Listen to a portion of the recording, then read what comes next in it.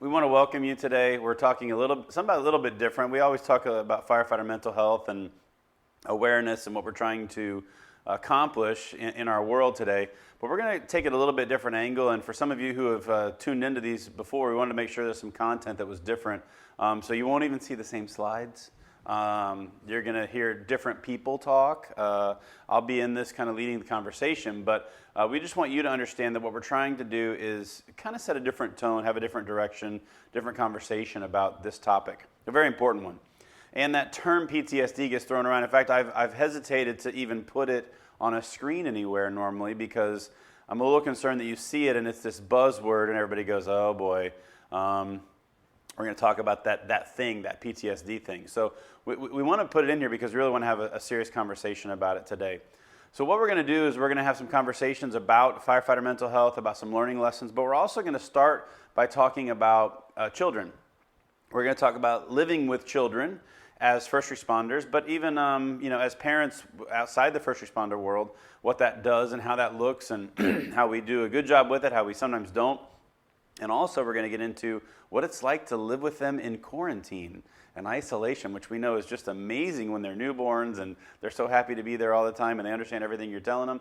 So we're going to talk about that a little bit. We have a guest that's going to join us for that. And then the other thing we're going to do is we're going to get into talking about firefighter families a little bit. We're going to talk about spouses and kind of discuss what that looks like. And then we're going to finish with a friend of mine who's going to be sharing with you about her PTSD journey and kind of where she came from, where she got to, and kind of how that's going to happen. She's going to be a part of all three segments of this. First of all, I want to thank you for being here. It's your willingness to join this type of environment and setting shows your commitment to first responder world, and we have people coughing in the background off camera, and it's just unbelievable. Jess, you aren't even on the show yet.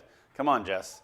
Unbelievable. Trying to make her appearance. I'm allowed to cough in camera because Alyssa can cut it off for me.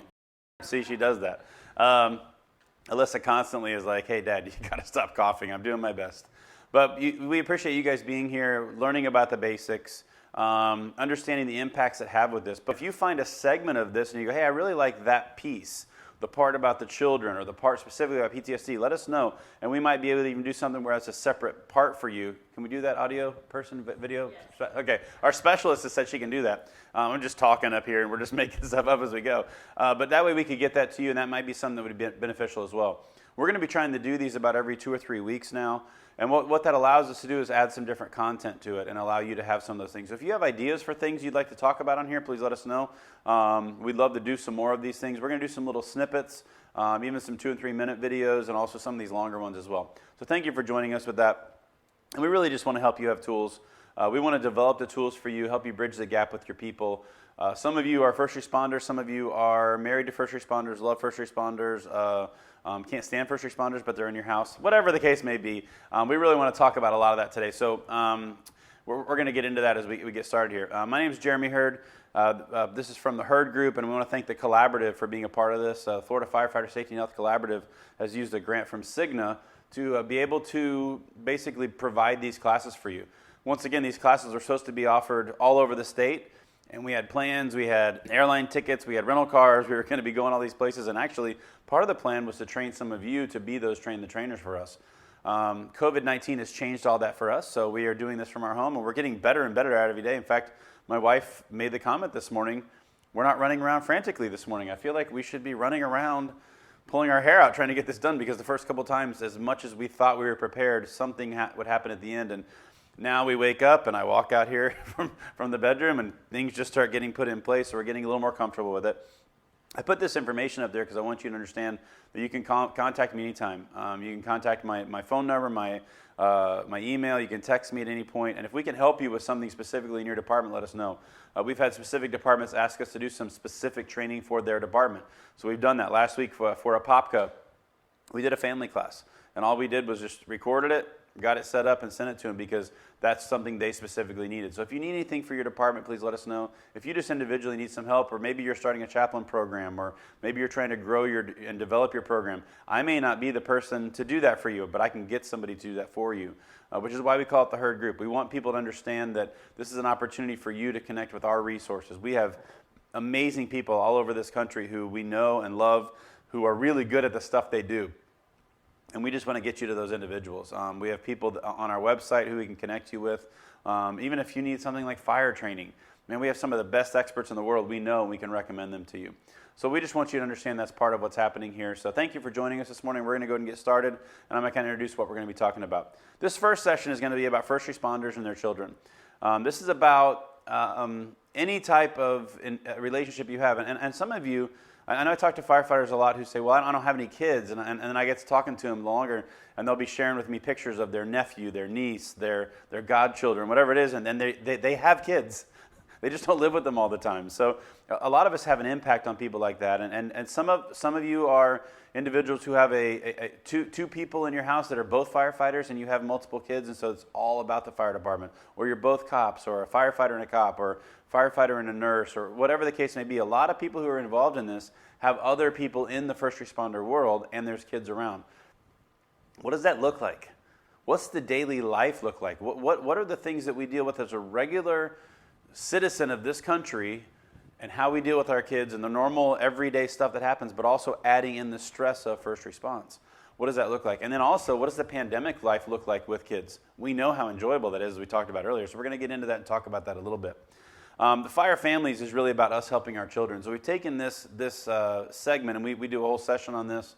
We've provided this for departments all over the state. I've come in and taught like an A, B, and C shift for firefighters, or cops taught 4 different days to make sure everybody has their information. And then in the evening, we get together and we have a fire family conversation. And we get couples together and we talk about how to deal with our kids and how to talk to them about this stuff. So this is taking this segment and kind of putting it out there for you, and then adding in some of those specifics that come from a first responder's perspective and a first responder's wife, spouse's perspective.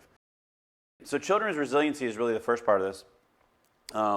This picture is of a guy who works at City of West Palm, the department right next to where I'm at, and he's actually one of the individuals who's training with me to be one of my instructors. I didn't ask him if I could take this picture, just took it off of Facebook. You put it on Facebook, it's up there. I don't know what to tell you. So Brandon, if you are watching this, I apologize. I took your picture and pretended like it's mine. But this is his daughter. He posts some just amazing things about his daughter. He loves his family so much, and just want to thank him for what he does locally. But children's resiliency is something that first responders know about, because we understand that if you are doing anything with a child medically, and there's some type of trauma or medical condition or whatever the case may be, kids are resilient. And what we mean by that is they bounce back, they compensate, and they don't go into shock near as quickly as adults. Adults are in it, man. Adults are, whoa, we're on the downward spiral, we're done. And next thing you know, it's shock, and then eventually, for those who are really sick, multiple organ failure, things like that. And kids just kind of continue on like everything's okay, and then all of a sudden just drop. Any parents out there, especially moms who are taking care of their kids, because we know you do a better job than dads do. Any of you who are doing that, you've watched that happen where everything's going well, and all of a sudden, what just happened to my demon-possessed child?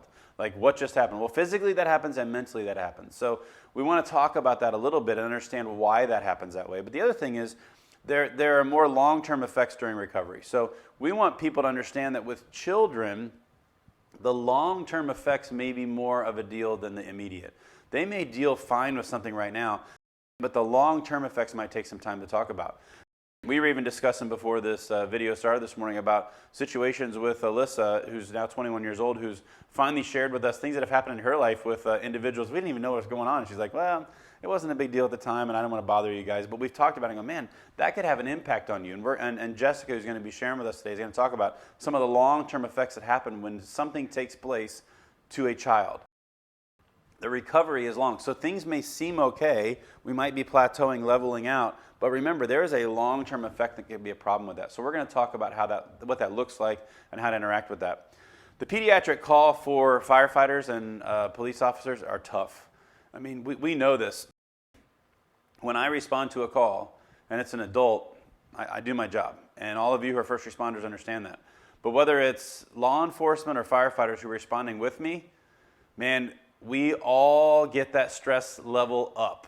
And I think the term, it's probably not an appropriate term, it's called the pucker factor. We're all like, oh, here we go. We are all very, very nervous because now we have to deal with this child call.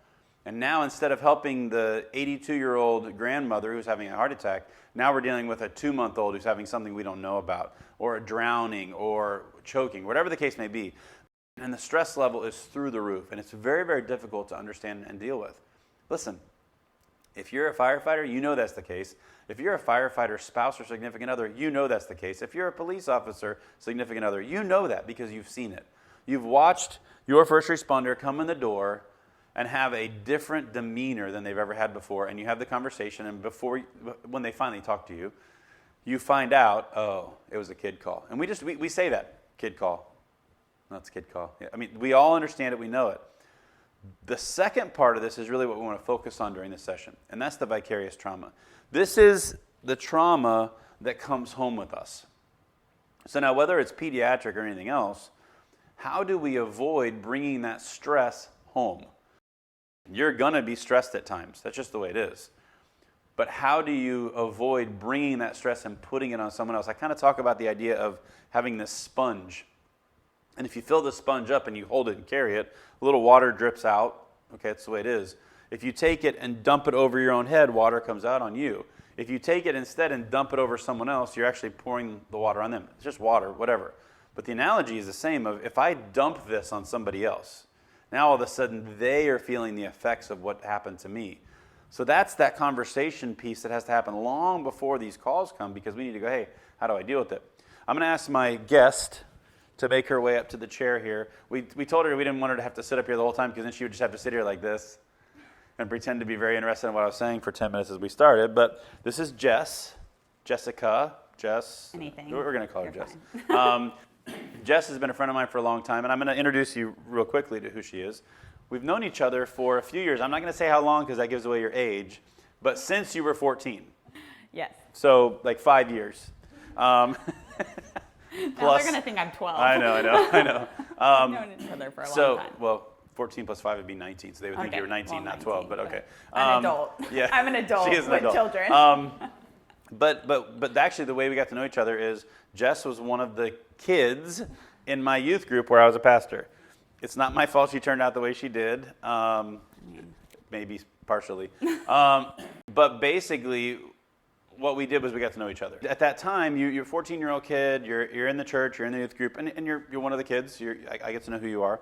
And there were some things that happened later. We're going to talk about the PTSD thing and how we got to know each other. A little different because you went through some serious PTSD. And as her pastor, I had the privilege, I don't know if I call it privilege at the time. We would say now it's a privilege to walk through that with you and your family, and we'll talk about what that looks like. I think it was more of a headache. Yeah, well, I wouldn't call it a headache. It was always a privilege. But there are factors that come, because what we want to get to is since that time, and in those 5 years since then, plus a few, you actually married a cop, which I've never held against you. He and I are good friends, and he talks about the fact, by the way, this is my friend who constantly calls us what? Second responders. There it is. See, he's even trained his wife. But now you guys are first responders. Exactly, because of the pandemic. So we've had this whole conversation that Sam calls us second responders because the police have to go in and clear out the scene. They're the heroes, and then the real heroes come in and do our work. But now we're the first responders because during the COVID response, a lot of the cops are having to wait outside while we go in and medically clear a scene, what the case may be. But you're married to a cop, and we're going to talk about the relationship with the cop a little later, because Jessica and Christy are going to actually talk through in the second session about being a first responder spouse, significant other, a partner, and be able to walk through life with and kind of what that looks like. So we're going to focus on the kid part right now. But as a parent of 2 kids who are how old now? One Putting you on the is spot. 2.5, and one is 2 months old. Turned 2 months old Tuesday. So 2.5-year-old and 2 months. Yeah. So first of all, doesn't she look great? 2-month-old. My She had. goodness. She was so excited It's about really making dark in here, so it helps me out. I didn't have to get in real pants. I know. Hey, that's the whole thing. We're doing the COVID mullet. The very casual bottoms here. And you got the chance to put on makeup this morning as a mother, this is great. And I believe this morning was the first time. First time I've put on makeup or done my hair in probably 3.5 months, because you don't do anything that last month of pregnancy. And the first time with your that I'm out. Yeah, first time I dropped my daughter off. The second one's way easier than the first. So talk about that a little bit for our parents out there. So, what was it like the first time you dropped off Raylan? What we use their names because everybody knows Raylan's 2.5-year-old. The first time you dropped her off was what? It was really hard. I I dropped her off with my parents first. Moms, they just are. As a mom, I cling to my mom. It's just who we are as women, I think. So I dropped her off at my parents' house. I knew she would be safe. We had been there multiple times. And I have a little different situation. I went back to work. I'm a working mom. And so, but it was hard. It took me a few minutes. I left early for work. I was there for like 30 minutes saying goodbye, making sure my mom had everything and knew how to warm up the bottle and barbecue, because she didn't keep me alive the whole time. So I'm like making sure that the bed is safe and, that the dock, do you know how to use the swing? All the things. Today I have about 20 minutes before I have to be here, and they live about 20 minutes away, and I'm pulling in. And I literally text my mom, she's going to need a bottle. I'm pulling in. I'm going to throw her out the window. And my mom thought I was kidding, but I literally grabbed the dock-a-tot, grabbed the bag of stuff I had, put that in one hand, chucked the car seat under my arm, and ran inside, dropped her at the door, and said, Mom, she's here. And go to run out. And she goes, are you going to kiss your kid? And I go, oh. That thing. Like, okay, bye, honey. Still in the car seat. And I'm like running out. I think I pulled out of the driveway before my mom even got like the car seat in the door. But it's the different, they say it's going to be different and you don't believe them, and it's very different. And there's those commercials on television about the first one where she's like, do you have, I see you have a master's, looking for the babysitter. I see you have a master's. I'm not sure. We're going to continue on. And the second one, the kid comes in all nasty, like 20-year-old kid, and she's like, stuff's in the fridge. Yeah. See you later. We did 20 interviews for our first nanny, and then found a great one. And now I'm pretty sure if anybody would tell me that she would keep Aslan for a day, I'd be like, okay, peace out. I'm going to the spa when they open again. So it's different, and I just wanted to set the tone for kind of where you're at, because you obviously are in the middle of raising kids, and and we're going to talk a little later with you and Christy about the difference in the work schedules, because you guys have both had all kinds of changes going on with your lives with work as well, and then the homework is always huge, because moms, I think the term working moms is redundant, because all moms work. But talk now about what it's like with this. We have the slide up here, the schedule, the dangers, the second career, the lives. Actually, there's a picture, for those of you who are watching right now, a picture of a good family friend of mine out in Colorado, the Segovias. I almost called them the Rices, because that's her maiden name. But Bryce and Christine and their kids, just adorable family. And I've talked to them about a lot of these same things, like the fact that she's going through a lot of the same issues you are, and that every other firefighter and cop wife or husband or spouse or significant other is, because that person is gone, and now you're at home dealing with the kids, the family, all the stuff that happens during that time. So the schedule of a cop, kind of talk about what the schedule is and how that deals with, and what that does to your kids. Without making Sam look bad. Okay, so without the pandemic, my husband started out on nights. So, he started out on regular days at a school board, but we won't talk about those because those weren't very hard. but at nights he worked. He would leave the house at 5:30. So by the time he getting dressed and everything, he'd start to get dressed at 3, leave the house, come back, sleep until 11, go to the gym, come back. So if I was home on a weekend or so, I had him for maybe 3 hours. And he worked 4 nights on, 4 nights off. Day shift works a little differently. It's 2 to 3 days, depending on which week you're at. And it's from 7 to Ish, 6:30. Whatever. He's gone during the day. 7 to 7. Whatever.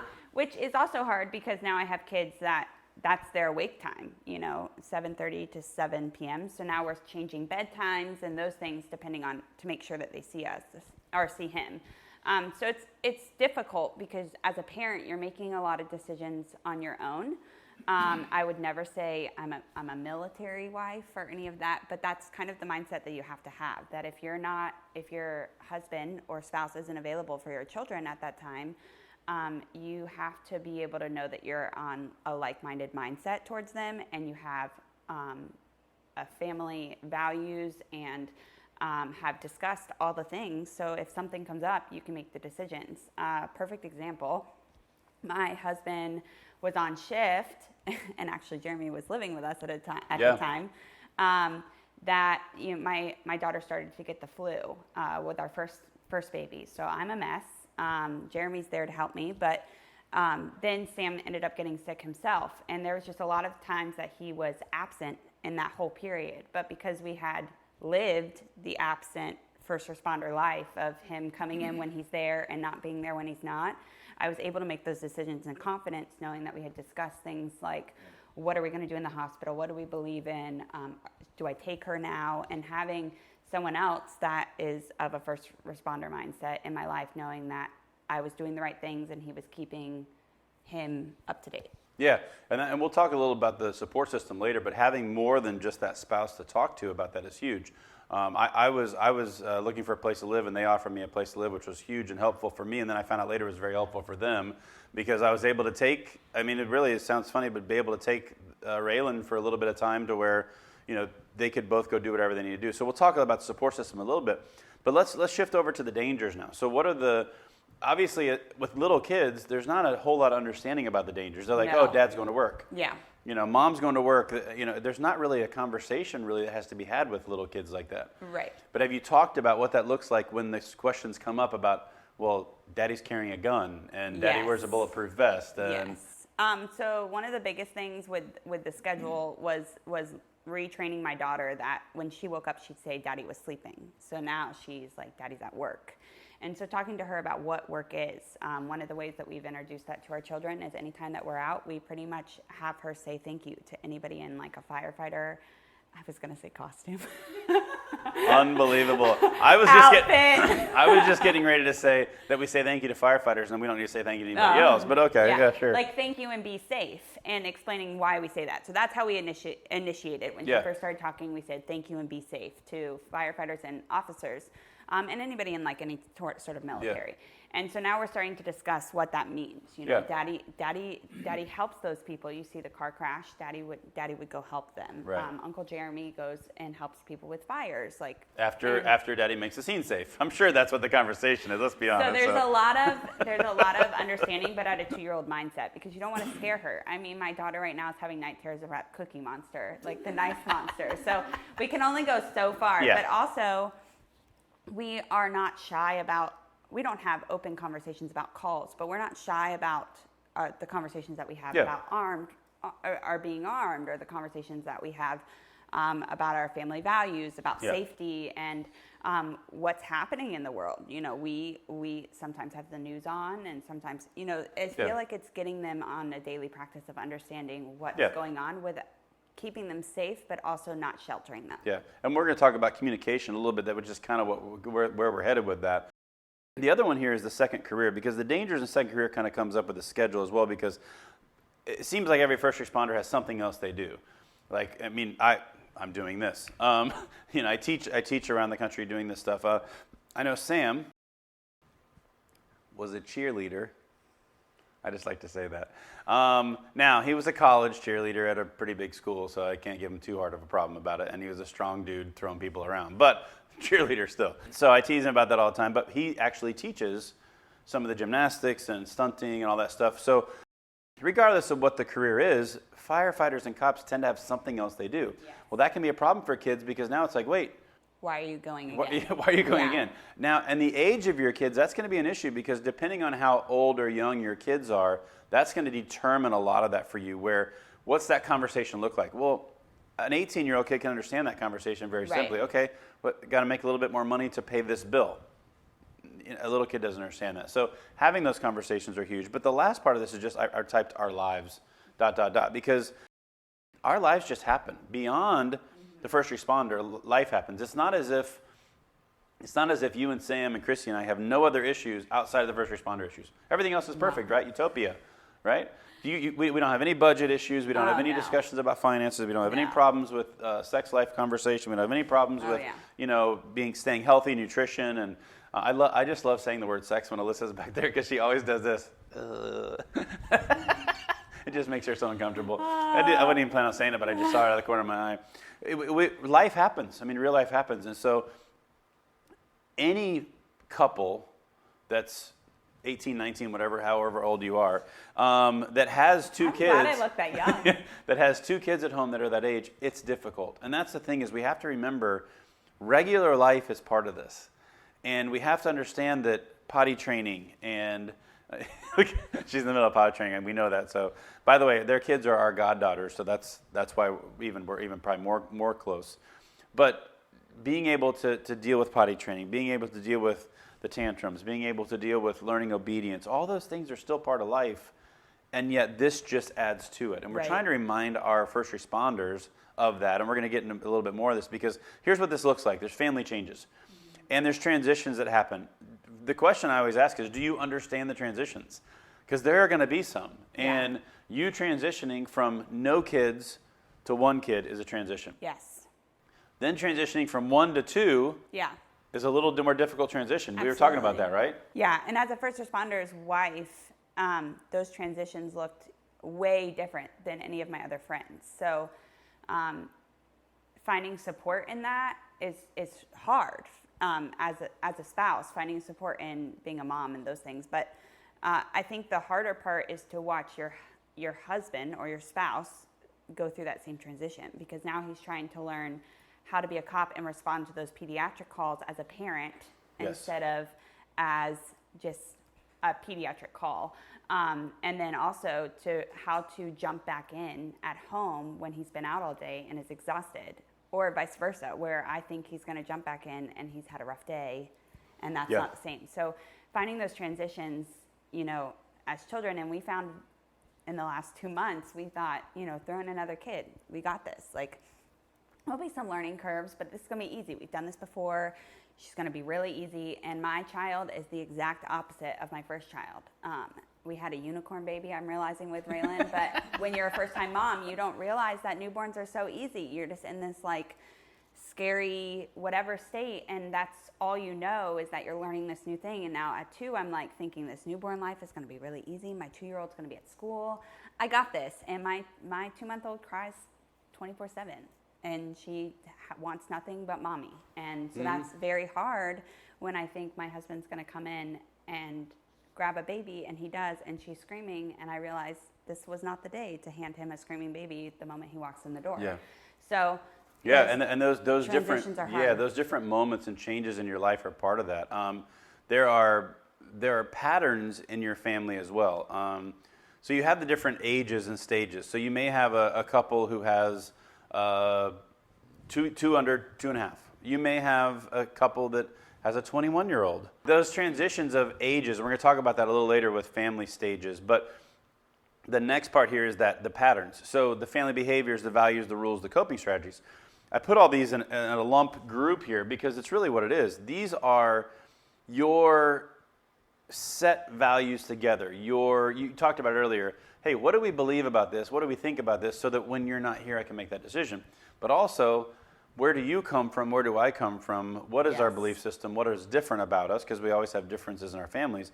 But also, what are our values? What are the rules for our kids? Because here's one of the problems I've talked about, and you may be able to share with us a little more, is when the first responder is gone, there's typically a set of rules at the house.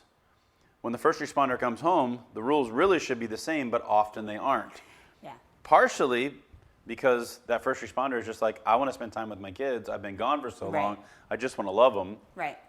Part of that may be the calls that got run during the day or during the night, and maybe there were kid calls, and maybe there's just I'm not punishing that kid for the next 24 hours because I'm just grateful they're alive. Right. There's a lot of those factors that come in, and then that last part there, the coping strategies. Well, how do we deal with the regular everyday stress, the life stress, and the stress that comes from this job? All of those pieces go together. Well, you have to have conversations about that. You have to understand those differences, and I'm sure that there are moments where you guys have done it really well, and there's moments you've done it very poorly, because I know for us, we have. Yes. And there are moments where we've been on the exact same page with Alyssa, and there's moments where we're like, what did you do? Why did you go that direction with it? And I'm sure for you guys right now, especially when they're in those formative years, maybe share a little bit about what that looks like and how that works for you guys. So I feel like when there's not kids involved, it's easier because you're not making very many family decisions on your own. or without each other. Oh, yeah. A lot of the decisions that you make for yourself are not going to affect the other person, whether other than like overtime or those things, missing date night, whatever. But when a kid was involved, that was very different. The transition and we realized very early on that we had to have conversations about things that could possibly come up after. Both of our families are within 3 miles of us. So although that I'm not complaining, that's very great for their help. That was a learning curve to figure out what's okay with each family. What did we feel safe with? I mean, we're both going in to try to keep this small human alive. We don't know what we're doing, and there's a lot of patterns from our own families that we didn't want to pass on. Not saying that they did anything wrong, but just there's things that you notice as you grow up that I was like, this is not something I want to do in our household. So having to have those tough conversations prior to, I guess, moving forward with who watches our kid, when do they watch them, where is our child going to be? One of the greatest examples is patterns-wise is I needed a break, and I'm not that mom that needs their kids 24/7, and I love my children, but I need a break. That's who I am. And so there's a lot of times where my mom or my father would help us with Raylan and take her, and what I thought was overnight and great time with my husband would come home and want to see his kids. Yeah. And so I'm thinking like, who are you? You're only here for 12 hours. And half of it you're sleeping, and if they wake up, I'm getting them because I don't want you holding a gun tired. And then, but also, like, he's thinking, I enjoy my time with you, but I haven't seen them all day. So those are conversations that we had to have. Who are our kids allowed to be alone with? Never Jeremy. Not okay. I'm just kidding. Should be pretty obvious if you've watched any of these episodes at all. That guy, not around my kids. Not around any of us. He was one to like take Raylan and be like, Jessica, go shower. Like, I don't remember the last time you showered, but you just see, I'm gonna hold the baby, you go shower.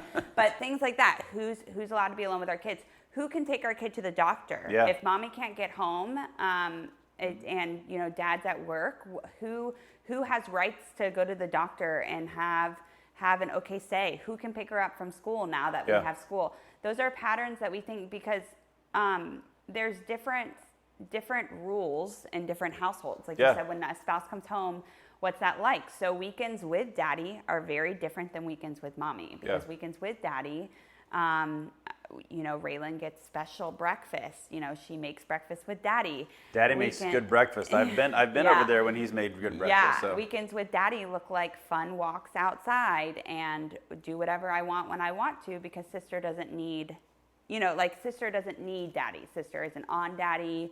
Sister doesn't eat from daddy. All those things, like those are, you know, he can walk in and out. When mommy has both by herself, you know, everything revolves around the infant. She can't do anything on her own. So when Raylan wakes up, there's some microwave pancakes on the counter. You know, I get everything ready for Raylan before she gets up. Before I go get her, I go and get her and I change her. And we, you know, come downstairs dressed. When daddy's there, it's PJs or she's naked. You know, like they come down, they think about clothes later. And so those are hard things for me because I think here I am scheduling my daughter. But then every other weekend, he's there. So how do you, and we're not scheduled people. I mean, not compared to most moms, but how do you have that conversation instead of out of frustration? So there's plenty of times that I've yelled at him, but well, you know, having that prior to. She's kidding. She never yells. She's a perfect person. But the thing is that this is really about conversation. Like you said, this is about conversation at a time, because those coping strategies, the reason I put this as the last point on the slide is the coping strategies is what gets you through. Yes. The coping strategies help you understand, how do I deal with this? And you hit it around the head. Your coping strategy might be, hey, let's have the kids go with grandma and grandpa tonight so we can have some time. And his coping strategy is, I'm going to spend time with my kids. Right. The coping strategy might be, we need to have some time alone. Whatever these are, you need to have the conversations, and we can't just make the decision unilaterally for each other. And I'm talking to first responders as well. You can't make the decision unilaterally either. I've done that before, where I've gone, oh, here's what we're going to do. It's going to make everybody happy. No, it makes me happy, and I assume it's going to make everybody happy. Right, babe? And so, you know, she's off camera over here. I'm waiting for, occasionally there's been a couple times I'm waiting for something to get thrown at me, but I haven't said anything bad yet, I don't think. So We have to have those conversations. The other thing I want you to understand is life cycles happen. These are the transitions we talked about earlier. And I'm not going to go through each of them, but just take a look at them. These are all very different stages. And you guys are the best friends that we hang out with. We love you guys to death. And I don't know if you know that or not, so hopefully that wasn't, yeah, we made it. But we're at different stages. So we have to be very intentional about getting together. It's easy to go, hey, we both have an adult child, so we're basically on our own empty nesters for the most part. Even Alyssa lives here. She has her own life. There's other couples like that would be very easy to hang out with. Well, none of them are as cool as these guys, so we try our best to hang out with them. And now, on top of that, they've sucked us in by making us godparents for their kids so that we feel a little more a part of it as well. But you have to be intentional when you're at different life cycles. And you also have to understand other people are at different stages. Yes. It's very easy to go, hey, come hang out with us. Well, I can't. Yeah. I have these two amazing, perfect children at home that require my attention. Yes, I will. Can someone watch my kids? So it's understanding everybody's at different stages. And each of these stages brings with it a different set of circumstances. We by the way, teach a class on just this. You could probably spend a few hours just talking about family life cycles and what it means for families and how to adjust to your first responder spouse or significant other, how to respond to your non-first responder spouse, how to handle all of these pieces. Just understanding this. So I just throw this up there as not just, oh, we're going to put it up there, but be aware of it. Just be aware of the fact that other people around you are going through different things. This is also a really good time to point out other people are going through other stuff too. I think we sometimes forget that people are dealing with things we may not understand. Yes. When probably 5 or 6 years ago, when you heard the term postpartum, you would be like, "What's that?" Well, after having a child, you understand it, and so I think there's something to be said for, and we're going to talk later about your PTSD journey. Before you and I knew each other, if somebody said PTSD, I first of all wouldn't have known what it was. Right. Second of all, I wouldn't have understood it. I still don't understand it the way you do, but I understand it differently now. I have a different perspective on postpartum and PTSD just because of walking through life with you. I have a different perspective on divorce after going through it. The things we've been through and experienced, we can understand a little better. But it doesn't mean we can't take the time to try to understand something we don't get and that we haven't been through. It's important to find people in your life that have been through that and also who haven't. Yes. Because good point. And if we're doing family-wise, so our life together, the four of us, and even like my friendship with Christy, my friendship with Jeremy looked very different before we had kids. Yes. And I would say that was my closest relationship. I called them for everything, depending on what it was needed, and that's still the case now. But if I'm having a 2 a.m. mom breakdown over my children, one pooping in the driveway and the other screaming nonstop for 4 hours, I'm probably not going to call. You have to tell that story later. Sorry. I'm probably not going to call Christy, not because I don't think that she would be there to support me, but because her words are probably going to be encouraging and like, this is going to pass, blah, blah, blah, blah. And I need a mom just to be there with me. Like, this sucks. Like, this is horrible. Yes, I get it. Drink some more wine. Like, do whatever you have to do to get through tonight, and we'll cry about it tomorrow on the couch together. And so we do. We have a friend who has a kid that's 3 days older than Raylan, and a kid that's 6 months older than Aslan. So we're in the midst. But if we surrounded ourselves with them all the time, we would have no hope. Yeah. Because we don't see the outcome of anything else. They hang out with another couple who has kids about grade school, elementary and middle. And we hang out with them. We know that Alyssa turned out great, and they probably didn't do everything right. So we are going to get there soon. And when we're together, it's a quiet house. Or Raylan and Aslan are entertained solely because they're the center of attention. So it's a break for us when we hang out with the other couple. We say it's a break for us. It's nice to have each other's faces and we cherish them, but it's also chaotic. I don't leave there going, unless it's bedtime. And normally we hang out way after bedtime because we need that extra time, but we don't leave there going, oh, that was very quiet and relaxing. Yeah. That was to pass 5 hours because our kids love each other. And and we got to have maybe 6 conversations that we never finished, you know? Yeah, and I think it's very different. I think your point is good because you really need to find people that can commiserate with you Yes. and empathize with you, and people who can encourage you. You need both. And so I think that's a great point that I probably need to make a whole slide about that, because that was a really good point, and we never talked and if about you're it. talking mental health and tying it in, yeah. you need someone there that understands where you're at. You need someone there that's been where you're at, but you also need people that have no idea, because you can't live in trauma all day long. Yeah. So like even when I Good was fixing my PTSD, even when I was working on learning to live with PTSD, it was important for me to have people in my life that had no idea what had happened to me. Yes, that's true. Because that didn't come up, and it didn't surround who I was.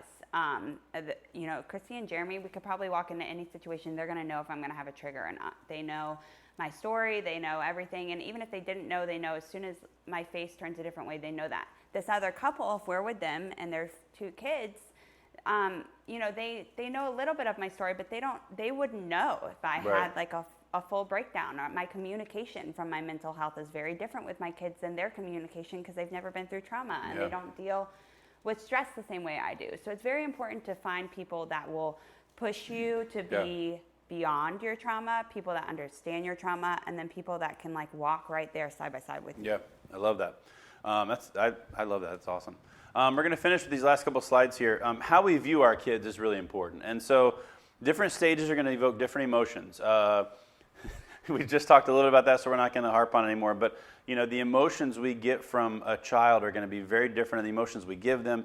We have to understand the different stages. A brand new baby smells like a new baby, looks soft, cuddly, and it's going to bring different emotions than the 2-year-old who's just tried to punch you in the face. Not that that ever happens, of course, but and the emotions of, I mean, you talked about it just a minute ago, but we thought the story was hilarious about potty training your child, and Raylan all of a sudden in the garage, in the driveway, is going, what? Mommy, I have to poop, and it's falling out.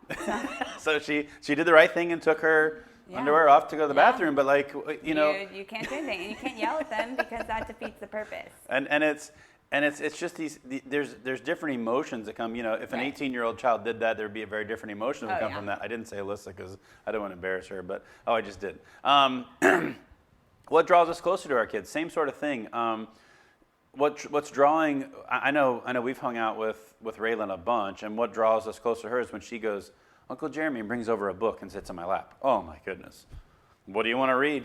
We'll read for hours. Do you want $1 million? Yeah, okay. I don't care. Like, that draws us closer to our kids. What draws me closer to Alyssa is very, very different from that. It's a conversation. It's her talking about her life, her future, her goals. It's doing these things with her. There's different things at different stages. What pushes us apart from our kids? Boy, same thing, right? Yeah. The tantrums are going to push you apart from your kid when they're younger. Be aware of that. Be aware of the fact that there is the point of this conversation is there's a future. Yes. You're in a stage, you're in a phase. No matter what it is. Yeah, you're not, this is not the be-all, end-all. I mean, even Alyssa at the age of 21 is in a different phase, in a different stage, than she will be 5 or 6 years from now. Every phase needs to be enjoyed. Mm-hmm. I know as we've talked many times about this, but our parents, all of us, our parents have had different conversations with us about things they are really glad they did and regrets they have, and things they wish they had done different. It's okay. There's going to be bad. There's going to be good. Yeah. Take each one and enjoy it. Let it come in. That's part of mental health as well. And the last one is what makes us proud. And once again, what makes us proud of Raylan is when she takes her toilet in the living room and she goes potty in the toilet and she tells everybody, hey, I peed. She peed like 4 times the other day in like 30 minutes. And you're like, every time don't give your kid gummies whenever. The other day, she sat on the potty for like 30 minutes because she wanted a Mickey lollipop. But I couldn't break it to her that she normally just poops once a day. And she had already done it that morning. And that also, we weren't doing Mickey lollipops at whatever 9 o'clock that morning that it was.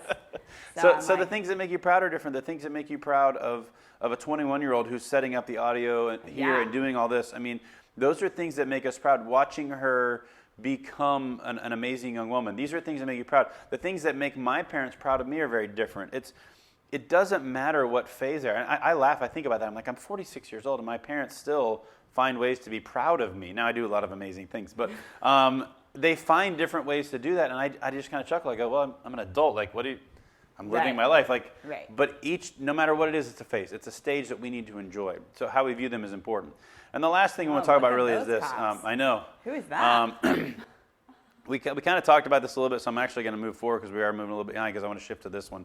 The pandemic. I love this picture, by the way. Yeah, so cool. The picture of the little boy with the real life the phone, now. the phone. Yeah, like what do we call about screen time? Oh, I'm so concerned about screen time during the pandemic. What time? Enjoy it. Have a good time.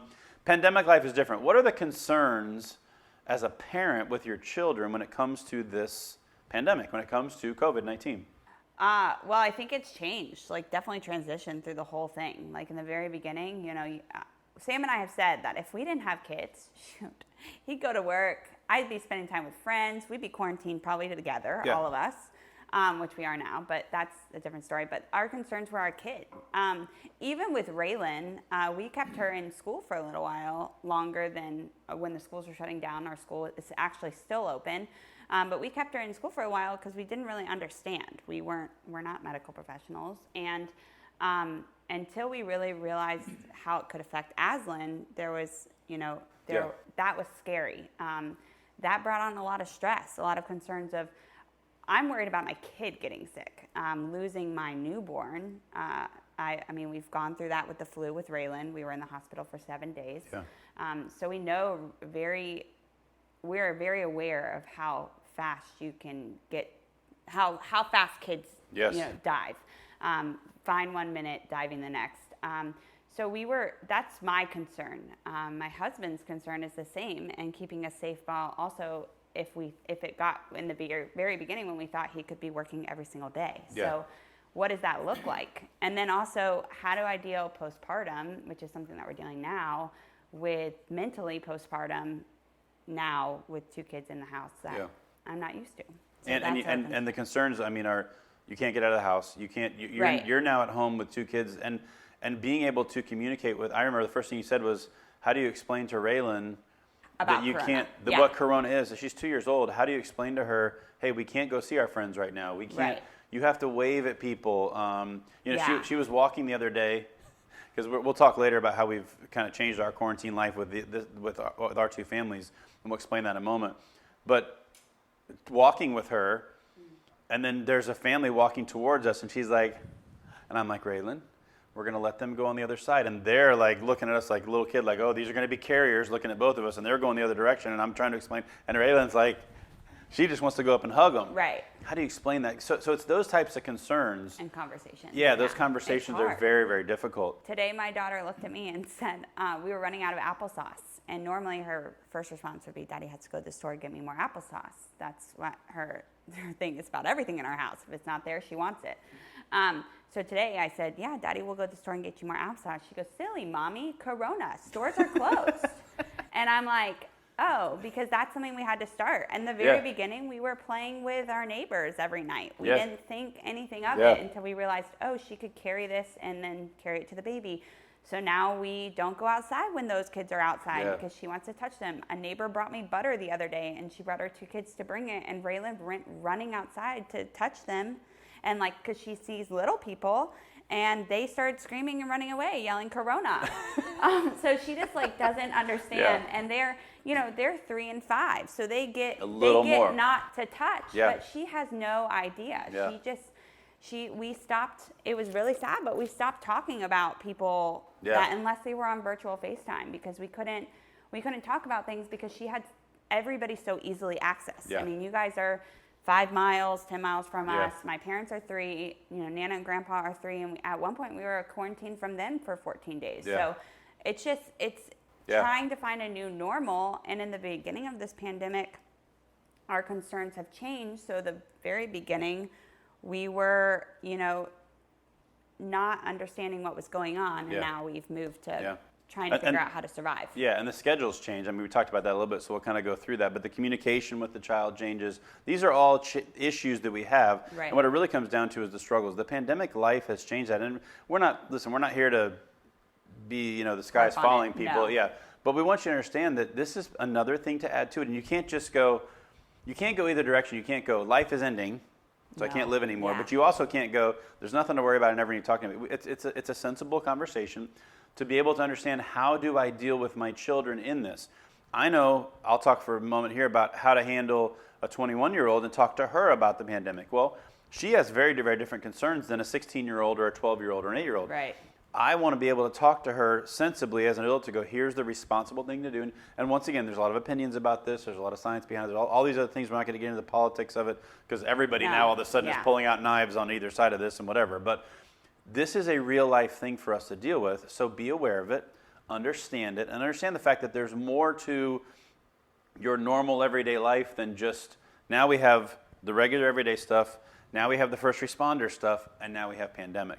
And that concern for a little older kids is all they're seeing. Maybe they get to the point where they're 5, 6 years old and they're starting to see commercials on television talking about first responders. And their anxiety and they're stress. going, wait, what about my dad and mom? What about, how do I deal? And so the stress that comes from that. So these are things we have to be aware of and then have conversations. And then you choose how often you're going to have the television on, how often you're going to talk about it. We've made a decision here. And that's changed from the very beginning. The very beginning, I would call them all the time, and Sam on shift would just be like, do whatever you need to survive. Like whatever you need to. If you need to go and drive for an hour, go and drive for an hour. If you need to go get Starbucks and have cake pops for breakfast, that's what you do. If she wants candy, like give it to her. If she wants snacks all day, give it to her. And so we thought 2 weeks, we could do this. You know, you run outside, we do whatever. There's no real schedule. And then a month later. And she's been in school, so this kid was scheduled. But now we're just like, okay, 2 weeks, we got this. She'll go back to school, no big deal. A month later, I can't go no schedule anymore. We have to. When you run out of cake pops at some point. You run out of cake pops, you run out of all the snacks. Your kid's yelling for a snack all day long. Like, you're like, no, we can't just eat from the pantry. So now we're learning this. The parents who are now virtual schooling, like, that's hard. They were in survival mode too. We know a bunch of them on our block where they were like, their kids are outside, they're playing with their kids, they're having the best time, they're in the pool, mommy and daddy are home. Now all of a sudden, we have to implement a schedule. You have to wake up. We're going to do school until noon. You can't have mac and cheese every day. We had to figure out, new lunch. Wait, how to cook. Hold on. Those are all things that we had to should always be figure allowed out. Mac and cheese. Yeah, I know. The pandemic life has added to it, obviously. And what we really want to finish this part on is how to make it work. And the first thing is communication. Yeah. Figure out a way to talk to your kids, whatever stage they're at. Find a way to talk to them. Find a way to express to them what's going on.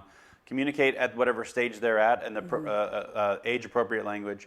Have plans, whether it's the everyday plans, the first responder plans, or the pandemic plans. Have a plan. Understand what that is. I know we've talked about the fact that our plans have changed.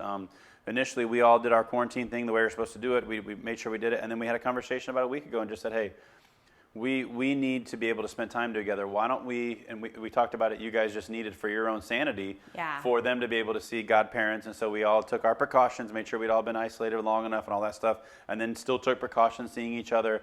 But we made sure that we could actually see them and have some FaceTime. Physically and mentally, making sure that we And so that was a conscious decision. People can disagree, agree, it doesn't really matter. But it's a plan, and it's not just, okay, we're going to do whatever we want, let's go have a party. But how do we do that the right way? What do those plans look like? A determination is another one. This is not an easy life. Being a first responder spouse is not an easy life. Being a first responder parent is not an easy life. You have to make a determination that you're going to work through it. And we're going to talk in the next session about the actual spouse side of this, significant other side, and how to work through that. And we're talking specifically about kids right now. But then the last one is flexibility. You have to be flexible. You have got to be flexible with your kids because they may not understand why birthday is happening the day before their birthday or the day after their birthday once they get old enough. Yeah. I know there were times where Daddy Alyssa isn't going to be there for Christmas. Yeah, why is he not going to be there for Christmas? Why is she not going to be there for my birthday? Why can she not be there for the game I'm playing? But then he's home the entire day before. Like, there's no understanding when they're very little. And then as they get a little older, you can start having different conversations. I know Alyssa was about 5 years old when I went to Fire Academy. And I remember even Fire Academy, I was working 40-hour weeks, and I was going to school at nights. So I was working 7 a.m. to like 4:30, and then I would drive up about 30 minutes, go to class Monday through Thursday nights from 6 to 10, and then I would get her Friday night for like 5 hours because we were going through a divorce at the time, and then Sunday I would get her basically all day normally. So I'd get her like for 4 hours on a Friday and like Sunday morning. I think I'm right on that time frame basically. It was something along those lines, and I remember every moment just trying to spend every moment I could with her. And the conversation was, okay, Daddy is doing this so that one day I will have some more time off. And she understood enough. And then I remember when I finally got the job and I'm working at the busiest station in Palm Beach County. and I'm running 25, 30 calls a shift, doing 15, 20 reports a shift, and I would pick her up on morning after shift on a Saturday morning, and I would just look at her, and I remember, okay, you're going to sit on the end of the bed, and when that clock hand goes to there, wake Daddy up. Literally, that's what I would do. So she would sit there, I'd turn the cartoons on, and she would sit on the end of the bed, and I would be out, literally about 2 hours. Try not to do anything more. I'd try to get one cycle of REM sleep. Parent. I would try to get one cycle of REM sleep, and I remember she would go, Daddy. And I'm like, okay, here we go. And so she understood that, and then now the conversations are different. She's an adult. And so you have to be able to figure out ways to be flexible, communicate the right way. The point is it's worth it. Very worth it. Kids who grow up with first responders have the ability to be even more resilient than other kids because of what they see. They have the ability to have parents who have these great jobs that they love, the career they love. They can be proud of their parents. Independent. Yeah. They learn all those things if we do it the right way. So we want to thank you guys for being a part of that session with us. We're going to take a break right now. Jess is going to get some water, take a little break. Maybe she's going to pump. I don't know. Mom life. Mom life. She's going to do whatever she's got to do. We're going to take about 5 minutes, not much longer than that because we want to keep this moving. And then Jess and Christy are going to come back. I'll be here with them, and then we're going to do you're spilling everywhere on the camera. Then we'll have a conversation about firefighter, first responder life. Oh boy, we're going to, firefighter, significant others. First responder, significant others. You're messing me up, Jess. Okay, come back, join us in about 5 minutes. Thank you.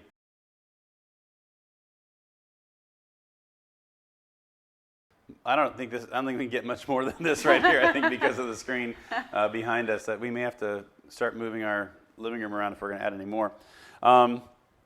We are moving into our second session, and this is session 2, which is really focusing on living with a first responder. I posted this part here because I want you to know that, yes, you are so lucky. Right? Is this where we say, yes, we are? There you go. Good. That's why I brought you guys in. You're welcome. Thank you for your willingness and your ability to be a first responder's spouse. It's going to be amazing. And we're just so excited to talk to you about this. So I know these two are just so excited to talk to you about how amazing Sam and I are specifically. Yes. Right? Oh, so great. Exactly. Okay. So I'm going to introduce this first part here just as we get into this. This is kind of the issue that we come from with first responders, spouses, significant others, even people who just start dating. The assumption is this. The assumption is we are constantly in the middle of danger. And I chose a firefighter picture because I am one and we do more dangerous things than cops do. But you can tell Sam that later when he's watching it. But you know, whether we're talking about a cop at a dangerous intersection or a stop or a shooting, heaven forbid, or a firefighter in this, the initial conversation and thought is this is the reality all the time. Chicago 911, Chicago PD, Chicago, whatever they are. Is there Chicago 911, Chicago Fire, whatever Chicago it is? Fire. Reno 9, oh, that's a different one. That's County Central. I don't think that's real. That's not real. Backdraft, 911, yeah, SWAT. Bad Boys. Yeah. We have this perspective. Bad Boys, I could do that. I mean, that would be fun, just driving around as fast as you could. PD. Christy, that was the look of I couldn't do that. Did you see that? She's like, you couldn't do that. Anyway, we have this perspective from movies and television and from what we see, and then also news media, because the news isn't going to cover the everyday stuff. They're going to cover the amazing things, the significant things, the catastrophic things. The other perspective we have is that, you know, that every person is going to be, every guy or girl is going to be Mr. or Miss August and September on a calendar, and they're doing heroic things all the time, or that their spouse looks like this. I know Sam looks like that, right? That's exactly what Sam looks like. I was going to say you guys have never seen him before. So. So lucky. That's my husband. We have this perspective. What's his real name? I don't know. The Rock. Dwayne The Rock I'm married Johnson. to The Rock. My kids are gorgeous olive color. But this is kind of our perspective from, actually, a lot of times it's the perspective of those of us who get into the field initially too. Like, we have this first thing because we get into our fire academy, police academy, and we immediately are thrown into here's what you have to do for your job, and we move that direction.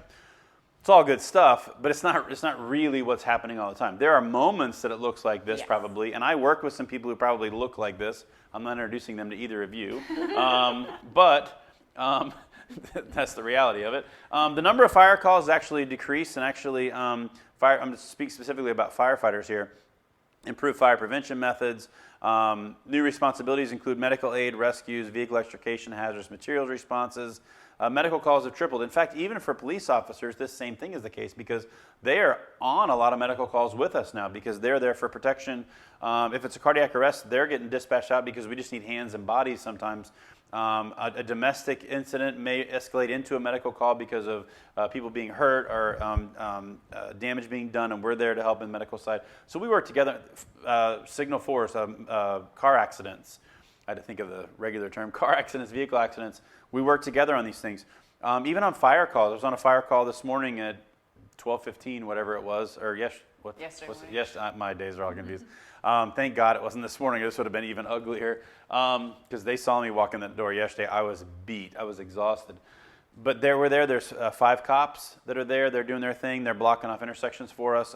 The cops down here do a really good job of actually making sure that they actually block the intersection and not our path to the fire, which happens some other places. But those cops were there, and actually the cops the other night, they're actually clearing out buildings next in the fire, the building next to the fire, and we're working together with them. This is what we do. It's not glamorous. We're sitting there talking afterwards. I'm like, in fact, I was walking into the building and I sneezed, and one of them looked at me. I'm like, I don't have COVID. And we're kind of laughing and joking. Yeah, don't have the Rona. This is the real life situation we have. And as first responder spouses, you all are aware of that. You know, and Christy knows, I don't walk in the house and she doesn't go, what'd you do heroic yesterday? Like, in fact, the other day, her and Alyssa both were talking to me about it, and they said, so the difference between a good and a bad day. And the other day I had 3 cardiac arrests, 3 people who died. I ran 3 calls. All 3 were cardiac arrests, and all 3 we couldn't do anything for. 2 of them were gone before we ever got there. The other one was basically gone, and there was just nothing for us to do. We still do our job, we still work, but they're not going to make it. And those are the moments that you go, that's not heroic, that's sad. That's part of the reality of being a first responder spouse. The other thing I want you to understand is there's a challenge in the structure of the on-duty life versus the off-duty life. And I'm going to put these things up here. Every minute of the day for multiple days is scheduled. Then we come home and maybe looking for what's next, being told what's next. Or I'm going to tell you what's next because I'm chief or sergeant or lieutenant at the station. Both of these are issues because it's a tough transition. The other part of this comes back, if they're naturally motivated, they may get in the habit of making their own schedule for the day, feel accomplished, or they may want nothing to do with structure. You both can kind of talk to this because you've seen both of those, because all of us have enough different days that we come home in different moods, right? So maybe, Christy, we want to talk about that to begin with. What is it like seeing your spouse come home and trying to read whether or not I need routine, or I need to be left alone, or I need structure or not structure, or I need just to just unwind, whatever? I think at this point now I read you pretty well. I know what your moods are. I know what your coping mechanisms are. We've gotten good now about communicating even before you get home about what kind of shift was it. Even overnight, a lot of times you'll text me, so I know if you were up all night, if there was any rough calls, so that way I can kind of plan my day. I might have had, I try not to bother him with home stuff when he's on shift. And I mean, even an emergency, unless something's life-threatening, it's nothing that can't wait until you get done. So, but I kind of need to know when you're coming home, okay, is it going to be a day where I can throw him into some of these things that have to be accomplished? Do I need to leave him alone and continue to handle things myself? So communicating and having a good tap on his shift and what it was like and what he needs when he gets home gives me a good gauge as to whether I can throw him into some of those family things, or if, a day like yesterday, he walked in, I knew I hadn't spoken to him, and I knew from looking at his face it had not been a good night. And I didn't know if it was because of the calls or just because he hadn't slept, but I knew just from looking at you it wasn't a good night. So, okay, how was your night? Well, I had this call and I had that call. Okay, were they bad calls, or were you just up all night? I got 3 hours of sleep. Okay, so in those 2 sentences, I know mentally he's okay, number 1, perfect. Number 2, anything I don't have to involve him in, I need to leave him out of. If there's time for him to rest and take a nap, I need to let him do that. If he is going to sit and stare at the TV and zone out for a few hours and it needs to be quiet, I need to do that. So whatever he needs that day, anything that can wait, just and ironically, this is kind of part of this conversation is, yesterday the problem was, and you knew this had coming your own in, stuff. we're doing this COVID response, and I'm on the command team. So my working remotely is working on the command team, giving the situation report. So they needed data, and I mean, yesterday was one of those days there was a lot of data needed, and I worked for 7-8 hours, I think it was yesterday, just getting data, spreadsheets, information, sit rep reports. It's just the way it worked, and it's not anything horrible, it's part of the job. But then that meant last night we worked out. I did go work out with her yesterday, my personal trainer wife, who made sure that you had the she actually was energy very, and wanted to do that. She actually, and I got to give her credit, and so that you guys understand this. As a spouse, she didn't look at me and go, "Let's go." She goes, "Are you good to go?" I'm like, "Yeah, I'm good." I said, I don't want to go, but I know I need to. I just need to go work out right now. I knew I needed it. And then she said, and then even when we were there, she's looking at me going, "You don't have to do too much weight," because she had worked out a workout for us to do. And I'm like, okay. And I took it a little easier than I normally would, but I was beat. And at the end, it's kind of funny. It's almost like that, "Hey, I'm proud of you." Like she knew how hard I worked just to get there and get it done. So those moments are huge, and it's huge for her to be able to do that for me, so that we have conversations and talk about this stuff. And I think that's the important thing. Oh, the cat's coming up. All right. Can you see the cat? The cat's getting involved. See, that's how we do it. I don't think she knows who I am. She's like, "What's going on here?" I think she thought it was you for a second. Well, and she's like, and Jess, is there anything you want to add about anything differently for like you and Sam? Because there's a difference between that 24-hour schedule and being home for 2 days and being gone and he was working nights, 4 nights in a row, sleeping, and now he's 2 on 1, all the different schedules that are going on. So you guys were talking about different people, and I know Jeremy and Sam are both very motivated people. They do stuff around the house, they jump in, they want to be with family. They're very motivated. I know other spouses, when they're on shift, they don't do anything. They come home, especially if you're on night shift, they come home, they sleep, and it's like 4 days of they're home, but they're not home. My husband isn't like that, thankfully. But I do notice that there's days where, especially when he was on night shift, where I needed to just let him go. He needed to sleep the whole time, or when he was awake, he didn't need to have primary control of the children. And now even on day shift, there's times where he comes home from shift, and I know I can't hand him screaming Aslan, that I need to say why don't you get dinner, when as much in my personality I want to be here are the kids, I'm going to go take a bath. That's not what he needs in that moment. And then there's some days where he does. He needs to be with our 2-year-old, who can have a conversation with him and love him and say things like, "I love you, Daddy," or "Come lay with me," or those things. And I grew up with a first responder dad. We marry our fathers. So I married a first responder, and I've seen you guys and the way that sometimes I'll get a random text from Jeremy just saying, "I love you," and I care about you, and I hope everything's okay. Call me later. And that I know probably was a bad shift. Alyssa can probably say the same thing. I know that we've gotten text messages separately and been like, "Oh, he must have ran a bad call." But just having conversations. Sam does not speak a lot about what goes on, but and it's hard for me to envision the danger, I guess, because I grew up as a first responders kid, so I'm actually on the opposite spectrum. I just think he sits in his car all day and does nothing, or pulls people over and hands them tickets, when other people are like, "Oh, are you scared?" And that's the last thing I thought of for my husband. And so I know there was a day that I called him, and he's like, I'm standing over a dead body. I need to call you back. And he told me I need to call me back. And I was like, I need to talk to you now. And when he said that, I was like, oh, okay. There's just times where especially I think without kids, it's different because you can say you're not going to be in it. But then with kids, it's also really different because you're worrying about the mental health of your spouse, but at the same time know that you can't tell your kids, "Hey, kids, Dad just ran a kid call. He died. So I need you to kind of give him some space." My 2-year-old doesn't know that. Raylan's space. Got it. 2-year-old. I'll give Dad some space. Jungle Gym. Yeah.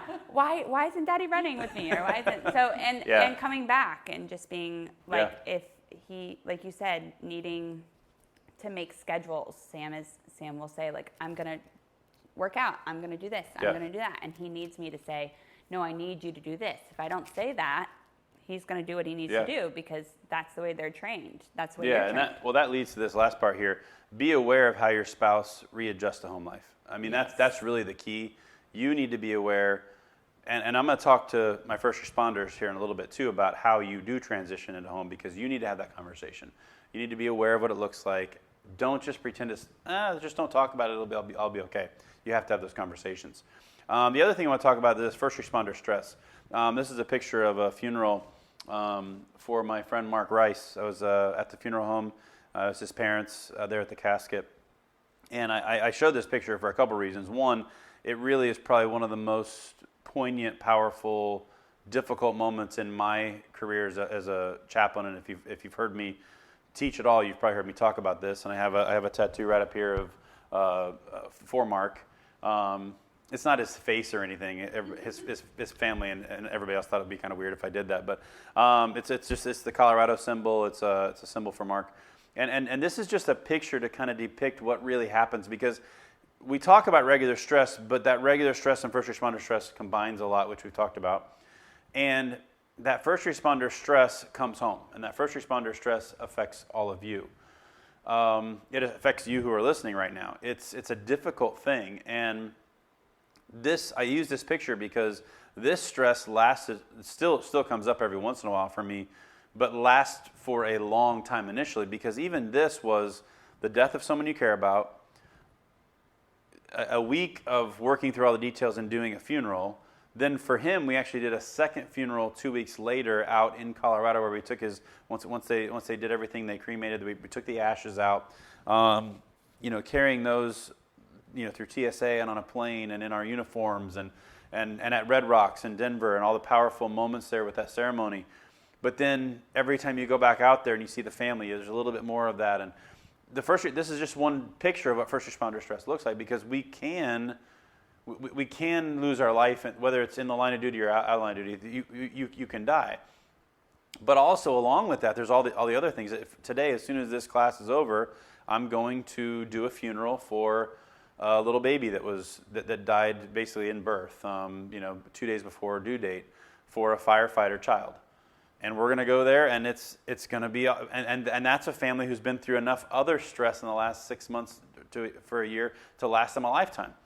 This is first responder stress along with everyday regular stress. All of this combined causes issues for the first responder coming home. And we talk about how to deal with it and how to handle it, but what we want you to understand is there are critical incidents. And these critical incidents are things we just talked about. Death of a loved one, things like that. But this is a list of them, and if you've heard me talk about this at all, you've heard me deal with this, and so I'm not going to really expound on it much, but anything that's dangerous to our life, anything that's got a really big media coverage, magnitude, something that can cause some turmoil for us, and then the death of a child, death of a loved one, death of a coworker, injury to a coworker, those things, these are all critical incidents. If any of these things happen to your first responders on shift, it's going to be a problem when they come home. Whether they talk about it or not, whether they pretend like it's a problem or not, it's going to be an issue. The second thing is the reactions to critical incidents. And we want you as spouses to understand this. No two react the same way. Sam and I are great friends, but we react very differently to trauma. Look at them, they're both, We're very different people. We have different values, really probably the same values, but just different coping strategies and coping mechanisms. So understanding that this emotional pain is the same as physical pain. There's normal reactions to abnormal circumstances. The stress symptoms are going to be transitory. There's long-term detrimental effects that aren't necessarily going to happen. A lot of times these are things that over time are going to go away. We need to understand all of these points. The fact that there is hope. The point of this slide is to let you know as a first responder spouse or significant other that you have to just be there to help initially. And the first responder has a responsibility to this. You have a responsibility to take care of yourself, to walk through this the right way, to talk to people the right way. And as we talk to Jess in the next session about dealing with PTSD, hopefully there's some pointers that come from that. But as you do that and walk through that, you as a first responder significant other have the same responsibility to walk through it with them. It's hard. It is not easy. And I believe that as much as people call us heroes, the families who are behind there are the real heroes, because you're the ones helping these first responders walk through this turmoil, this pain, the critical incidents, and you're the support system for it. So having an understanding of how they work, how they breathe, how they think, and understanding how they get to that point and being able to talk to him about it is huge. But what we really want you to get is this is what we're really going to have you guys talk about the rest of the time, is you know him or her better than anyone else, right? You know how amazing we are, right? Yep. Yes. All right, next slide. You know the good, the bad, the ugly. You know when we're at our best, when we're at our worst. You know that. You can see the changes. And how does that work for you all in noticing that stuff in your first responder and specifically your husband in this case? How do you see these changes? How do you find them? How are you aware of it? You have to be intentional. You have to have the mindset of knowing that although you don't want to lose yourself, that what they're dealing with is primary. That you can't, you can't relate your work to their work. Okay. It's important, but it's also, Sam doesn't come home from the day, or I don't come home from the day and Sam go, how was your day at work? Like, we need to process this day at work. Although, I've heard about some of your days at work, so. Maybe. But like for him, there's days where I'm like, okay, this is going to be a day where when we are on our walk, like I ask some pretty tough questions because that's what needs to happen. For us, Sam doesn't talk a lot about his stuff on shift. A lot of the times that I either know about it is because he's joking about it, which is a big thing I know for firefighters. That's a very good point out. They're joking about it, or there'll be slight slips. And I know from watching a previous relationship of Jeremy's how detrimental it could be if you can't talk about things that happen on shift in a household. Hope that's okay to say. Yeah. So I knew that going in, that it was very important for me to allow it to be talked about. My mom was a great first responder's wife, but something that also like she couldn't handle it being talked about. So I think with the trauma that has gone on in my life and just the environment that I grew up in with the cop shows and those things, I can handle it. Yeah.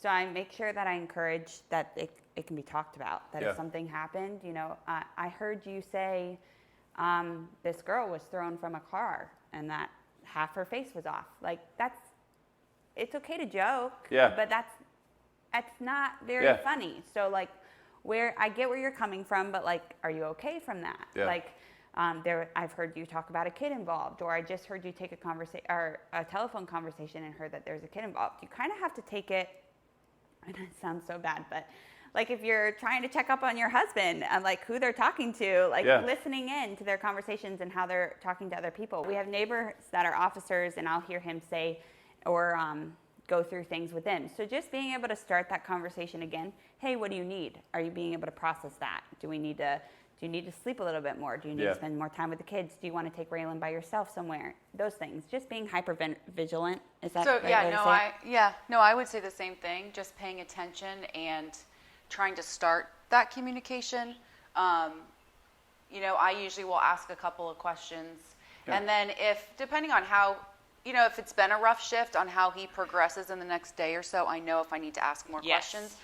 And I would say too, to the first responders, and I think this took a little bit of time because of his past relationship for him to figure out that when I asked, I wanted to know. Yes. Like as a spouse of a first responder, ask the questions. Don't be a firing squad and say, you need to talk to me. I know you need to process this. You need to get this all out.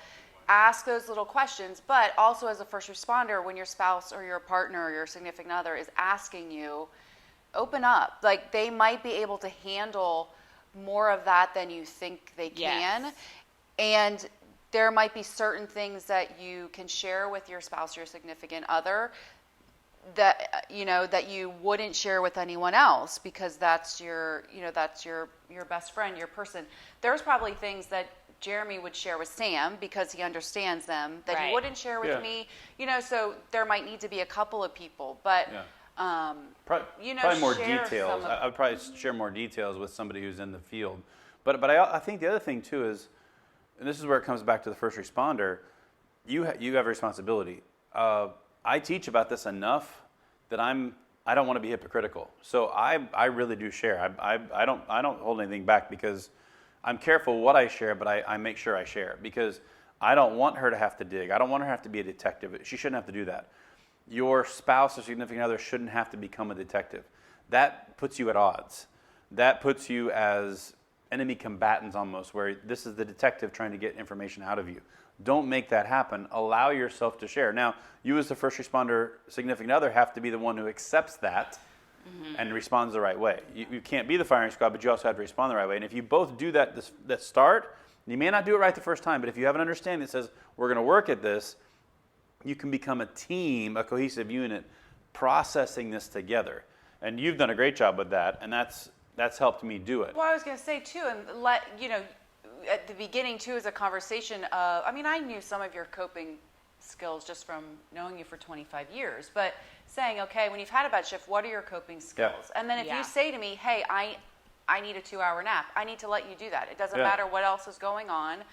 Unless the sky is falling in, you get a 2-hour nap. And if that's what you need and that's what you get, then you have to progress through the rest of the day. And some people aren't as in tune with their feelings. I think that's true. important. So sometimes you as a spouse know more of what they need than they know, or that they're dealing with something that they had no idea. I can tell via sex, like if he wants more sex or less sex, what's happened. Like he's dealing with something. Yeah. If my husband's not a drinker, if my husband wants to come home and is planning the next drinking party, which is normally my job, he obviously had a bad day. If he says to me, I need a cigar on the back patio, there's something going on that even if he doesn't admit it or know, sometimes he doesn't know, then that's fine. Me, I've gone to therapy so much in my entire life. Like I know the words, I know what I need, I can self-advocate, I can, self-assess. He's learning all that. And he's been an officer for 5, 6, I don't know. Something like that. A long time. A while. But he's learning how to do that. And it's important that if you're not one that knows that your spouse is hyper vigilant about it and just knows that you may not need to talk, but they may need to ask a friend to call and talk. I was just going to say that, That's true. And the other thing, too, now I'm going to stop here. First responders, just so you know, that doesn't mean that every day you can come home and go, I need a 2-hour nap. Well, you've taken a 2-hour nap the last 20 shifts. Yeah, it's been rough, been really rough. You can't take advantage of the situation either, and I think that's very clear. You have to, the coping skills need to be used appropriately. They need to be used when they're necessary. The other thing we need to understand is it does impact you and your family first and foremost. Isolation is one of the key indicators. This is something that regardless, now you may have someone who's a complete introvert. I get that. So if your spouse, significant other, is a complete introvert, they just like to be by themselves. I have no idea what that's like. Okay, deal with that, and that's a whole other conversation. But most people, especially in the first responder world, interact pretty comfortably with others. If they start to isolate, that becomes a problem. Now, during this pandemic, that's a huge issue because it's one of the things we're fighting in the first responder world. We're doing station isolation at our department. And what that means is, literally, when you walk in the station, you're getting your temperature checked, you're getting your vitals, you're getting all your questions asked.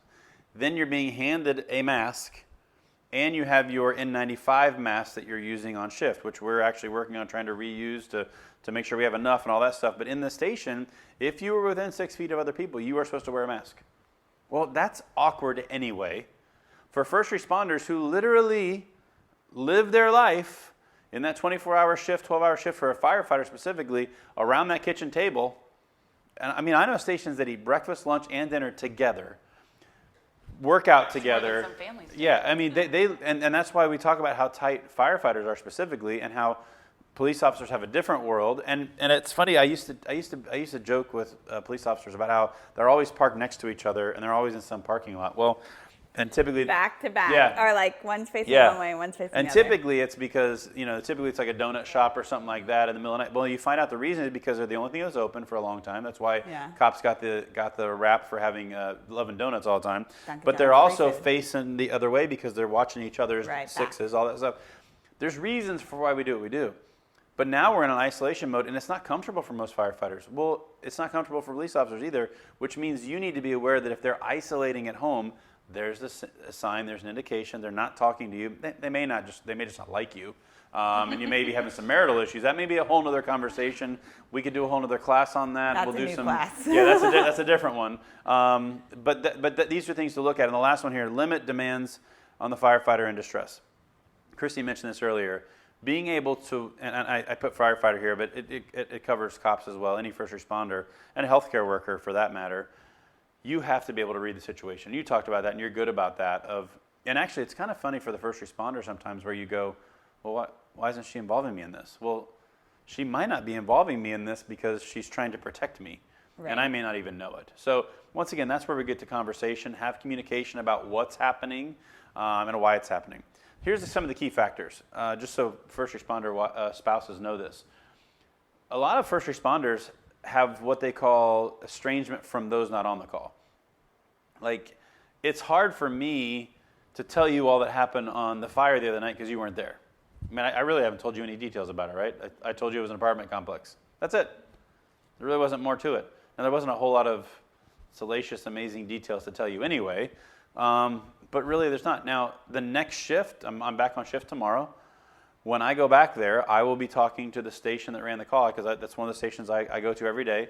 And we'll talk about the call, and we'll have conversation about what happened, and, hey, why'd you use this tactic? And we'll learn from it. We'll train from it. We'll talk about it. We'll take the learning lessons. Well, now that's just a fire, obviously. That's one example. There was a cardiac arrest we ran that had some very interesting thing that happened on it last shift too, which I'll go over with that crew. I don't have to go over all those details with you. You know that I ran 3 calls and 3 people lost their lives. It's just how it worked. Now, it doesn't mean that I was 0 for 3 and I killed 3 people. I just want to make sure we're clear on that. There wasn't anything we could do for any of them. Unfortunately, we did everything we possibly could. But there is a bond that comes from the people that run these calls and work these things together. It's part of the deal. How do you deal with making sure you feel a part of the fire department, the police department, on those things that you may sometimes feel an estrangement from? How do you do that? Not getting jealous. Oh, that's a big one. Not getting jealous. I know that for Sam, when he was on night shift, he's got a buddy too on day shift, but when he's on night shift, he formed a very, very strong bond with his partner. We're not in New York, but that's what they call each other, his partner.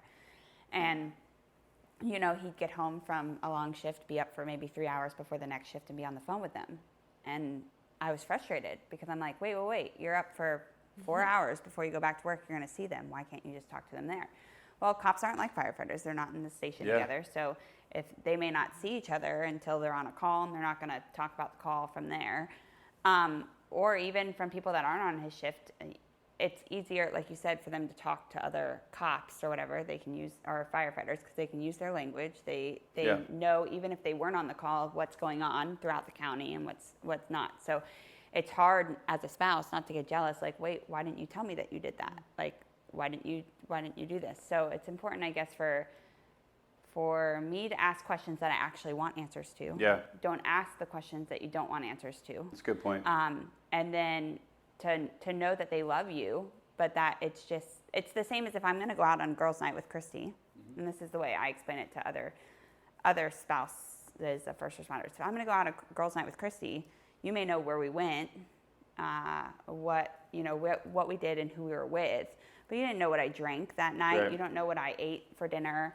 I'm not going to tell all the fun things that happened, all the things that we talked about. Like, I'm not going to give you every detail, because it's easier for me to like, oh, wasn't that so fun? That drink was so good. Like, those are things I can talk to her about. But to you, we went to this restaurant for this long with these people, and we came home. Like, that's a good illustration. Way that you have to remember that they don't know everything. And if you're working, if you have your own job, they don't know everything that went on from point A to point B. They know the big things that screwed up either your family or screwed up at work that you're talking about, but they don't know every little conversation that you may have. That's a really good illustration. I like that analogy. The other part that comes from it is you can't understand. Well, you know, as a first responder, that's my crew. Those are my guys. Those are my girls. Yeah. That's my crew. We get it, and you just can't possibly understand what we've been through. That's, first of all, not fair as a first responder to say that, to even feel that way, because the people who love us may not understand every detail, but they can understand who we are. And you said it earlier, you know us better than we know ourselves half the time. So don't make the assumption they can't understand. You might be surprised. There have been things even in this conversation today that we weren't even talking about discussing that have come up, that you've made points that I think, I mentioned earlier, I'm going to make a slide about that. Like, let people bring value to you. Let people, trust people. Give people the benefit of the doubt to say, hey, you might have something more to offer here than I ever could have given you credit for. Like, wow, thank you so much. Like, that's that. We sometimes do that. I've done that. I know. As a parent, we always do that to our kids. Like, yes. When Alyssa would do something where she would, I remember the first time she wrote an essay, and I just couldn't possibly believe she had written that, and it was just amazing to me. And I wasn't upset with her. I was stunned and finally figured out it was her. And I went, wow, I thought you were here. You're even better than I thought you were. That, like, give people a chance to show you that. I think we can do that with our spouses as well. Venting versus stuffing. This is a big one.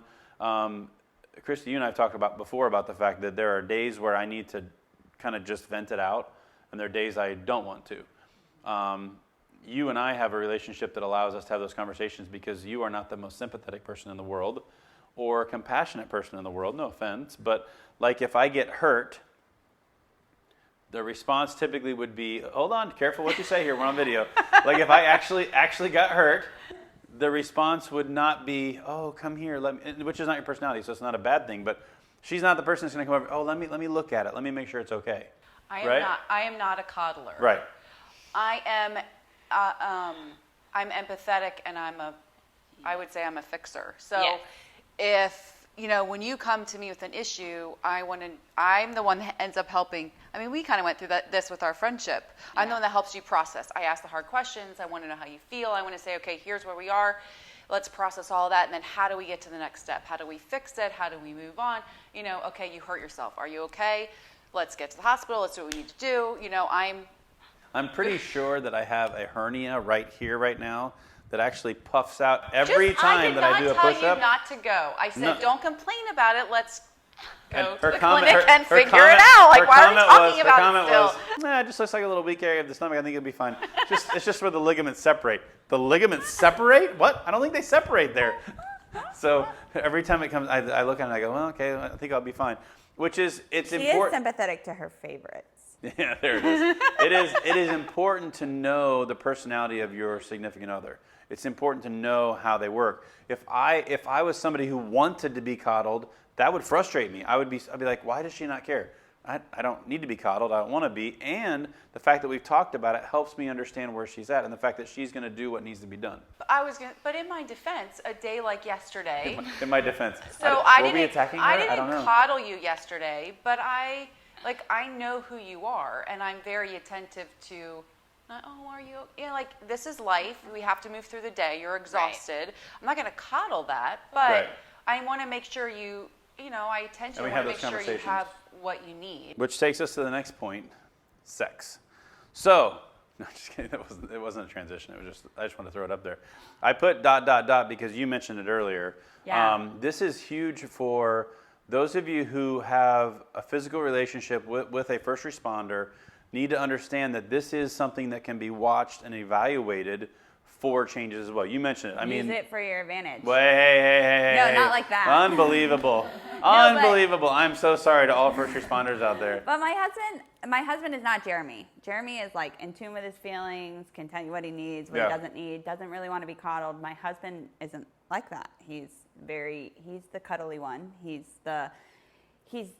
He doesn't really talk a ton unless you ask the question. So there's times where I know when our sex life changes, whether it be the words he's saying or what we're doing or how often or how not often. Yeah. Those are things that I can play to my advantage to know what's going on. Yes. For him not to want to have sex, that's normally doesn't happen. So if that's not happening, then there's an issue if I'm the one wanting to have sex. But if his conversation is different also in sex, there could be things that he saw. There's and that's big. I have a husband, so I don't know the opposite, whether if girls react the same way, but the things that he says, if he's seen, dominance a lot or different things like that, or submission or those things, the way that everything plays out. Well, and really what you're looking for is changes, because what happens is those are the kind of things, the things that really affect a first responder that would actually translate into the bedroom in a negative way. Those are things you're not going to share with people. It's just the reality. It's part of that nasty part of the job that, I know there are times where firefighters and cops have seen little kids abused, or they've seen a domestic event that's been really bad, or something just really overtly like sexual, for an example, or abusive, and it can affect what happens in the bedroom. But also, it may not even be that clear of a connection. It might just simply be they're worn out mentally from all the things they've seen, and there's a change. And what I want you, that's why I put ... because I want you to understand that just changes. Watch for the changes. The changes may just be part of life. Maybe you guys are getting older and there's just not as much of a desire anymore, whatever the case may be. But be aware and be in tune with it. And you as first responders need to be aware and in tune as well. Don't allow that to be something that just gets overlooked, because all of these things are things we should be observing. Right. If there's an estrangement, if there is, okay, they're not communicating with me, or they can't understand this, or hey, he or she is venting, or they're stuffing all the time, or there is a change in the sex life. I was thinking as you were talking with the venting versus stuffing, it can also be one thing to another. So, hey, they usually are venting, now they're stuffing, Yes. or normally they're stuffing, now there's Very all good this point. venting. So, All of these are changes. All of these are you all being aware and observing and looking for changes. And once again, we don't want to make our spouses be detectives. No. That's not their job. We should be responsible enough to be doing this ourselves and be aware of it. But when we miss it, spouses can often And step don't in and do feel something about alone it. in this. Yes. Don't feel alone in that, because it's not something I'm going to call Jeremy and be like, so our sex life changed today. Yeah, yeah. Like, Yeah, that's true.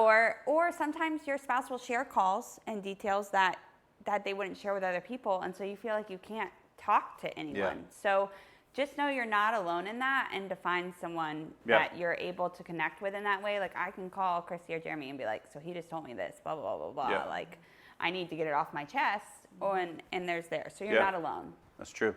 I put this slide up from it's a repeat from the first one, the family life cycle, because this also affects us as spouses and us as significant others and partners who have couples without children, families with preschoolers, family with school-age children, families with adolescents, launching families, sending young adults in the world, empty nests and retirement years. This is kind of the same slide as the life cycle earlier of the preschoolers. And this is kind of that same thing for spouses, which is, where are you at in this? What does that do to affect you as an individual? If you are a spouse or significant other at home and you've got 3 kids, you're plenty busy while your spouse is at work. And sometimes we have 2 firefighters that work, 2 firefighters, a firefighter and cop, 2 first responders that have shifts they've worked out to where they're single parents every other day, every third day, every fourth day, basically, and then they're back together in they're the family unit. Yeah. That may be your situation. Whatever it is, be aware of the fact that each of these phases and steps and cycles will affect you differently in your relationship. So just be aware of it. We are going to have very, very different situations now, Christy and I, with Alyssa as an adult than you, and as a firefighter, than you married to a cop with little kids. Just understand those are differences and be aware of it and be intentional about it. Understand that those are questions that are going to get asked. The conversations are going to be different.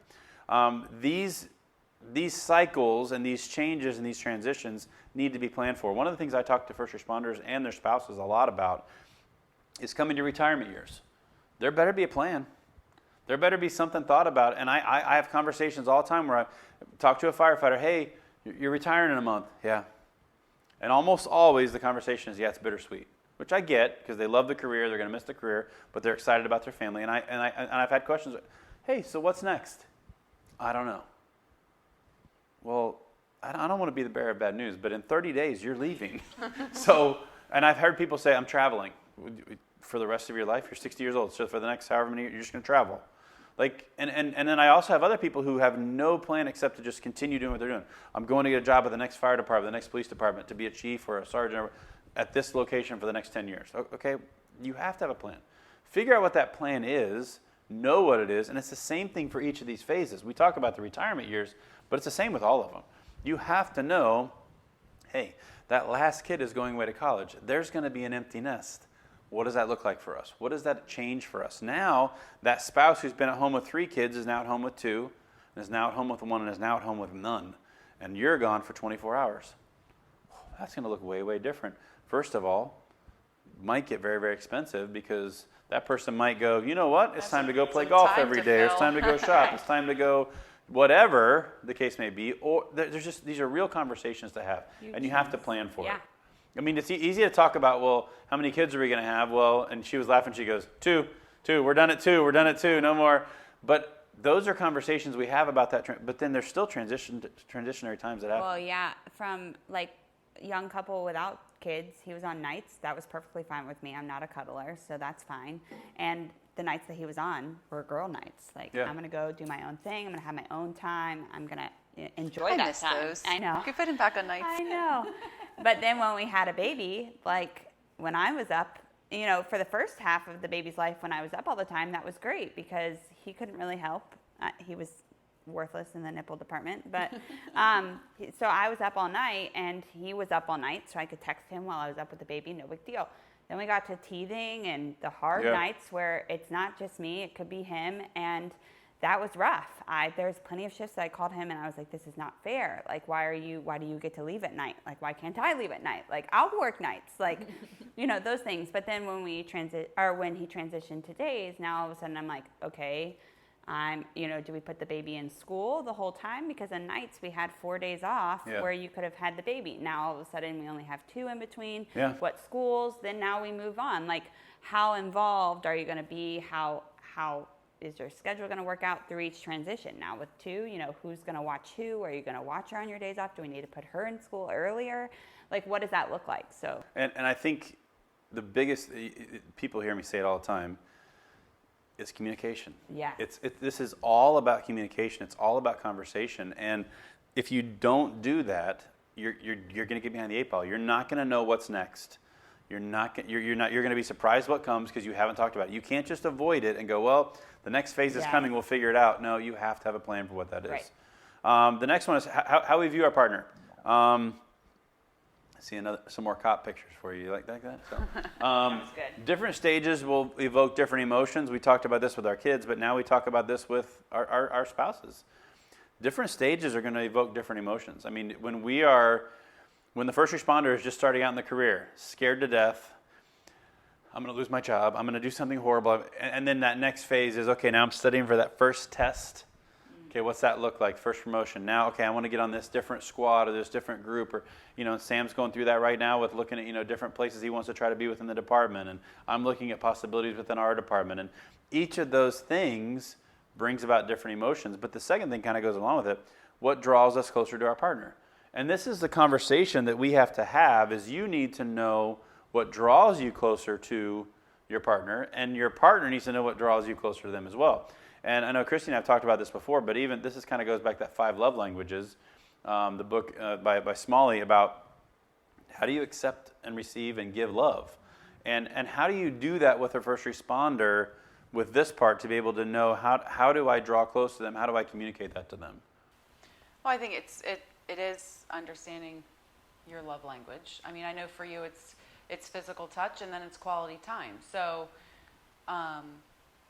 if you're gone on a 24-hour shift and those next 2 days that you're home, we have to be more intentional about our relationship, I would say. And how do we make sure we get some quality time, spending time together, and just being more intentional about that. Yeah, I think even yesterday is a great example of coming home from being just exhausted and not mentally tired, just really physically tired, and then getting mentally tired throughout the day. I didn't even say anything about it, but I noticed multiple times where she walked by and just put her hand on my back, rubbed my arm on the way by, little things like that to go, hey, I know you're here, I'm here. Just having that way of doing it. And then when it comes to having kids and little kids, how do you create time? How do you carve out time to draw yourself closer to your partner? Because that's the hard part. Is it's not just it's not just knowing their love language. It's also how do we build the time to do it? Yeah, that's really hard. We're figuring it out. It's real life. With one kid, it was easier. There was nights where, like I said, he needed alone time. We needed alone time, so there were times where we carved out with not having the kids in the pandemic. It's a lot different. Yeah. But he's physical touch and words of affirmation.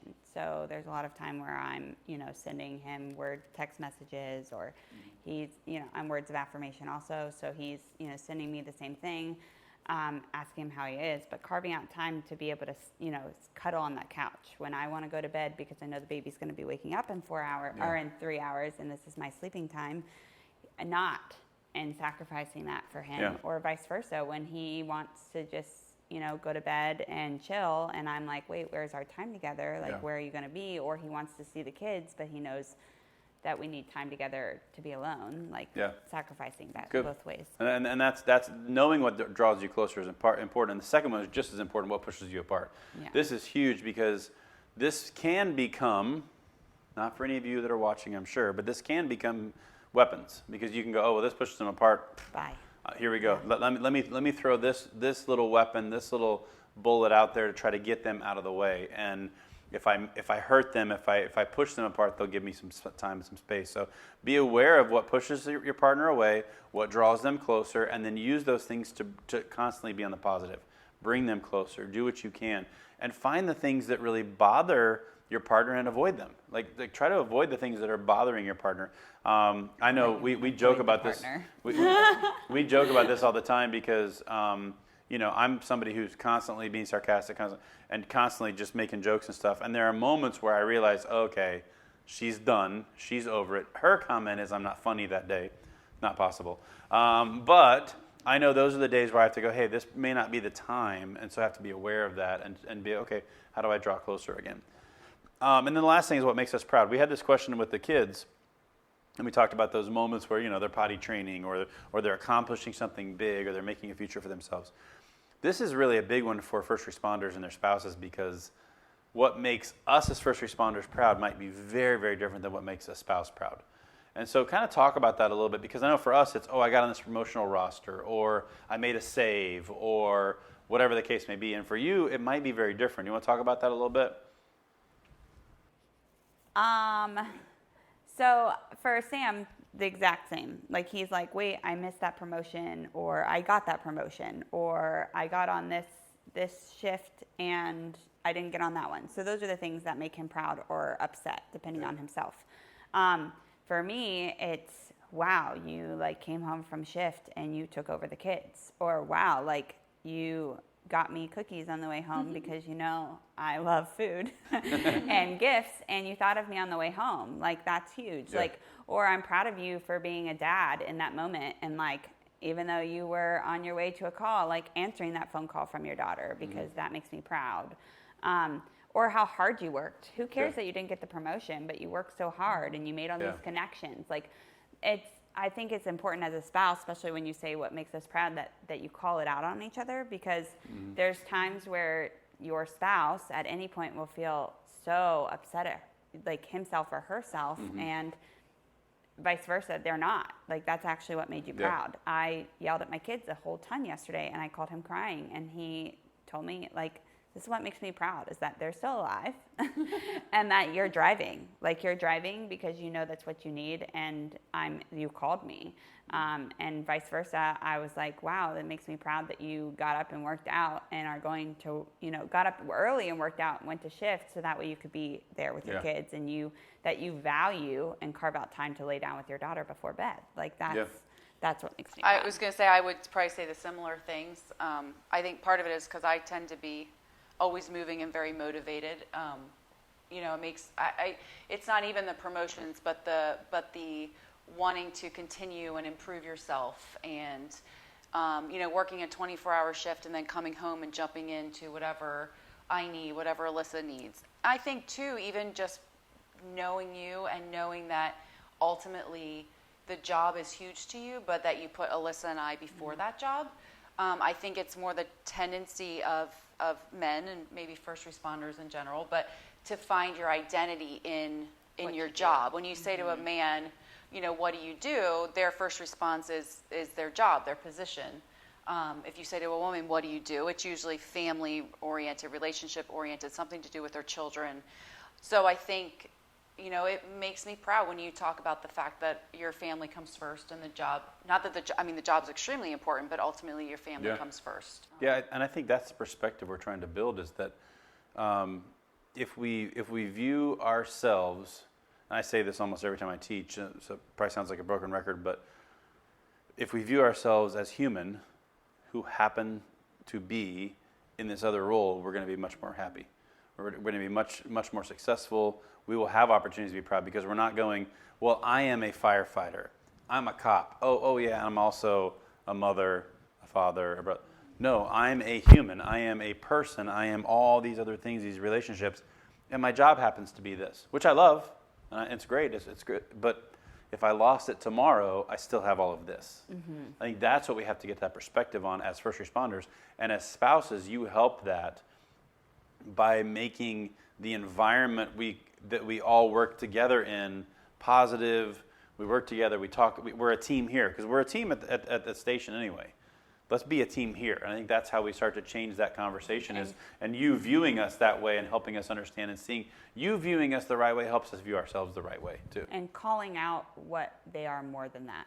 Yeah. Like, because if you don't have kids, it's easy to say, Sam will say, I'm a girl dad. That's the first thing he'll say. And then he's a cop. Yeah. But if you don't have kids, I remember he didn't really have much that he was before he was just a cop. It's true. And so just knowing that you can call that out in your spouse to say, like, you are, I don't know, a leader, a man of God, those things. Yeah. And the next slide here is daily life. It's this is about the concerns you have as spouses, the schedules we have, the communication, and the struggles.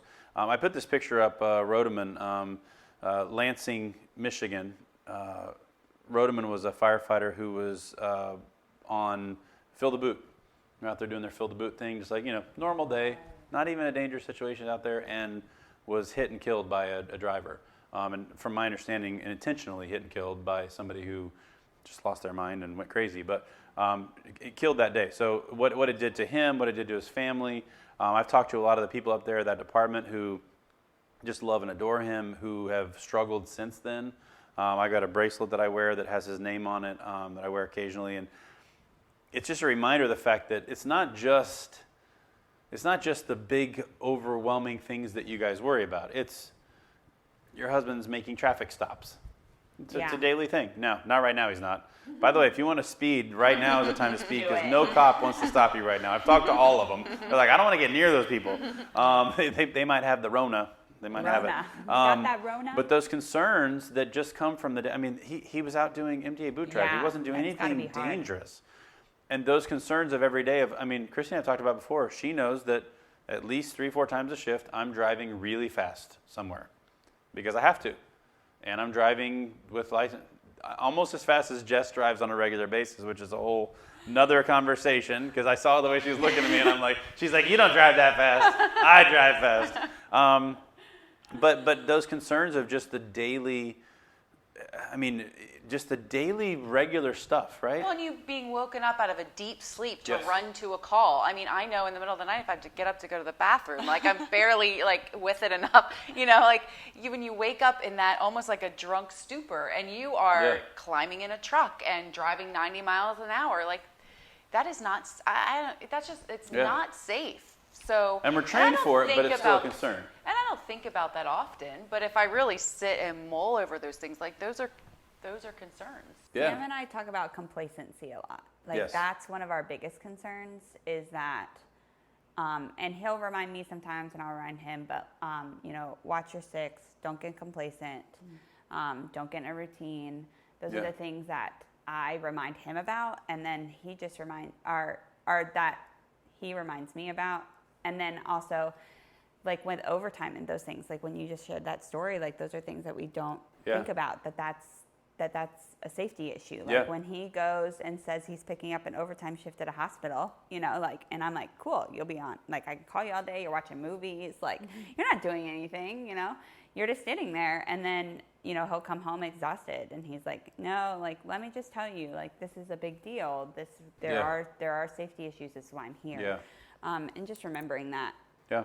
Well, go ahead. No, I was going to say, I think health is my other big concern, which you don't often think about, but when maybe because you're so far in, you think about not just the fire and cancer hazards and things like that, but, you kind of talk about it with critical incidents. Even though you deal well, I feel mentally with all of that, eventually the stress and the not sleeping through the night and being on high alert for 24 hours straight, for so many years in a row, that takes a toll on your body eventually, on your cardiovascular system, on your respiratory system. And something that you guys don't even notice. Yeah, and it's so gradual too when you look at some of those health things that start to happen, maybe would have been there anyway, but when you live that sort of life, you're more prone to those. And that goes to that scheduling right there, which is the schedule becomes an issue. And we've talked about it before, the sleep deprivation that comes. And And those are these concerns and schedules kind of go together. That next part about the communication is how you talk about those concerns, how you have those conversations, and how you, because I mean, honestly, I didn't think very much about dangerous getting up in the middle of the night because I've been doing it for so long. Right. But you've mentioned it a couple of times, and I think, man, she's right. Because there's been a couple of times where I've woken up and it's taken me a moment to go, where am I? okay, I'm in the truck. I need to take a breath before I do. Like, Right. you have to be aware of that. And so those are communication things to be able to have a conversation. And that helps her know, hey, he is taking it seriously. He's not just running and jumping in the truck and going. He takes a breath. He takes a moment to make sure he's ready to go, that he, and he moves and does his thing. So that communication helps. The struggle is also as part of it too. Because we don't want to paint the picture this is all going to be peaches and cream. This is just going to be amazing. It's going to be utopia. Communication makes everything better. Yeah, No. it doesn't. The communication is going to make it Right. rough. Right. It's going to actually open up some sores probably. It's going to, when I'm eating inappropriately and Christy goes, hey, because she's really good about it. She doesn't always say it, but occasionally she'll go, Personal trainer. she'll go, hey, like, are you really going to eat that right now? Like, she's great about it. She's not a tyrant, but she reminds me occasionally. Just ask if that's his best. Do you feel like that's Yeah, your best choice right but- now? but- Don't give me that look, Alyssa. But it's the communication thing that says, how do I communicate it? And you know what? Sometimes it's like, you're right. And sometimes it ends in a fight. Like when Yes. Yes. this is not peaches and cream. Like we are not like rainbows and butterflies, whatever. But when Sam was moving from nights to days, he loved nights, loved it. And I noticed as a spouse some things that it was doing. People thought that our house had black mold in it because sickness was going through our house continuously, and he would blame it on the baby, and then they'd get sick, we'd get sick, Jeremy was living with us, he'd get sick, everybody got sick, we got the air tested, whatever. He just didn't notice. He didn't notice that his workouts were being affected, any of that. Mm-hmm. So it was a huge fight to move to days. He didn't want to do it. He was doing what's best for his family. Yeah. He didn't yell at me for it, but he wasn't going. He didn't willingly? He went willingly, but he wasn't going happily. And so when he went to days, it was months of complaining. You guys know, every day he got off the shift, he hated days. He hated how hot it was. He didn't really click with his shift as much as he did at night. He, couldn't do all the fun things that he did at night. There was a lot different calls, as firefighters know, depending on your area, what time of day you're working, those things. And then all of a sudden now, if you ask him 7 months in, he'd tell you he'd never go back to nights. Not because he didn't love it, because he didn't enjoy it, and he doesn't really particularly love days, but his workouts have gotten better. Yeah. His life we're is not better. sick. His health is way better. Even his, that would be health. Like his physical and those things have all gotten better. The way he can spend time with his kids and the time that he's spending is better, because he was one of those dads that was like, all right, you're going to lay on this floor and you're not going to get into anything, and I'm going to go to sleep and then get back up. Like, because he wanted to be there, but he wasn't getting the most out of his time. Yeah. Well, and I think, and Christy and I have talked about, opportunities within Palm Beach County Fire Rescue and things that I'm looking at in the next few months about possibilities and potential. And it's not just about the job, it's about the schedule. Because I've told her, I go, I don't want to get up at night that often anymore. And fortunately, I'm an EMS captain that doesn't have to get up a ton. But the nights I do, I'm feeling my age. And I'm realizing it, and so I have to go, man, I have to evaluate, is this the best thing? You're old. Yeah, because I am old, compared to you, 19-year-old. And I'm 19. But now let's add this one. I love this picture. Staying at home with the family, day 31. Because this is really, now we've added to it, because now those concerns change, because now the concerns add to COVID. Now the concerns add to, okay, who is he or she being exposed to every day? What are they going to bring home? On top of that, the schedule changes, because now maybe there's more work that needs to be done. I know the PBSO was talking about for a while there, maybe having their officers work every day. There was a discussion about that. There's places around the country that are doing that. FDNY right now has talked about the fact they're seeing more dead bodies and more death than they've seen in their entire career, because it's just over and over and over again, having to leave people in cardiac arrest they can't help, and just it's awful for us mentally. But it also is the schedule at home. Because the schedule at home is different now, because we're constantly talking about this other thing. And now our schedule is we're in each other's face going, hello, how are you doing? I'm here for the 30th day in a row. Day 31 is coming. That's a problem. The communication is different. Because when I would come home before, 24 hours on, I'd come home, Christy's at work. I've got the house to myself. I'd watch a show. I'd work on my computer. I'd go do work. Whatever I was going to do, that was my day. There's nobody else here. And now there's 2 people here who I love dearly and I enjoy spending every moment with. But they're here and we're all trying to do our thing. In a small space. We're in each other's space all the time. And there is no outlet. There is there's no normal outlet. Mm-hmm. So we have to create the outlet. So we've got a little pool that's on the back patio, a 54-inch, I think is what it is. Round kiddie pool. It's about 1 foot tall. It's not for their goddaughter. No. I mean, she can use it. And Share it. and it's that schedule. It's the communication about how that works. And it's the struggles. And it's being real about the struggles. And having conversation with your spouse about, hey, this isn't going great, but it's okay. We're going to get through it. Here's how we do it. This pandemic life has added to that. Yes. So be aware of the fact that that's part of the deal and understand it. How do we make it work? Communication. We talked about support systems. We're going to go through this a little bit quickly because we kind of hit on some of these things already. But having more people than just your spouse to talk to is important. I could call Jess or Sam at any time. They can call me. Chrissy can call. We can call each other to talk about this, and we can have real conversations. And there are days where Jess has heard Sam talk about a call and just texts me and goes, hey, can you reach out to Sam today? See how he's doing? And she doesn't give me any details about the call. She doesn't have to. It's code. Hey, Sam, what's up? How's your shift?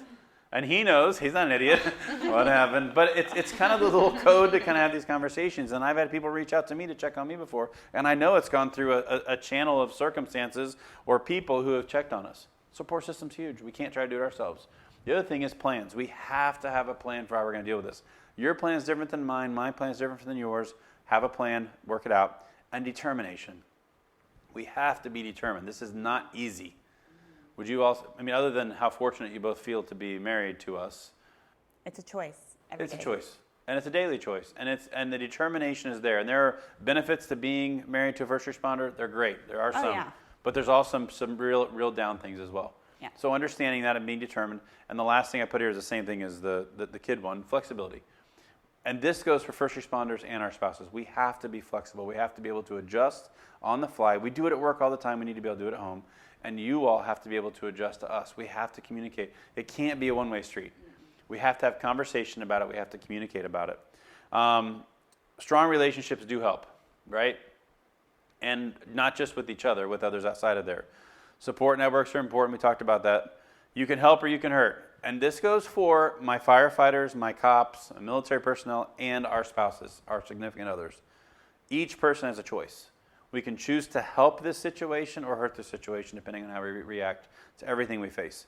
And Jess actually said this last night as we were going over it. I wanted to make sure I put it in there. There is a sacrifice you make, but you don't have to lose yourself. Can you kind of expound on that a little bit? Because I think that was really powerful how you put it. Don't screw it up now, okay? Do it exactly like you did it last night, okay?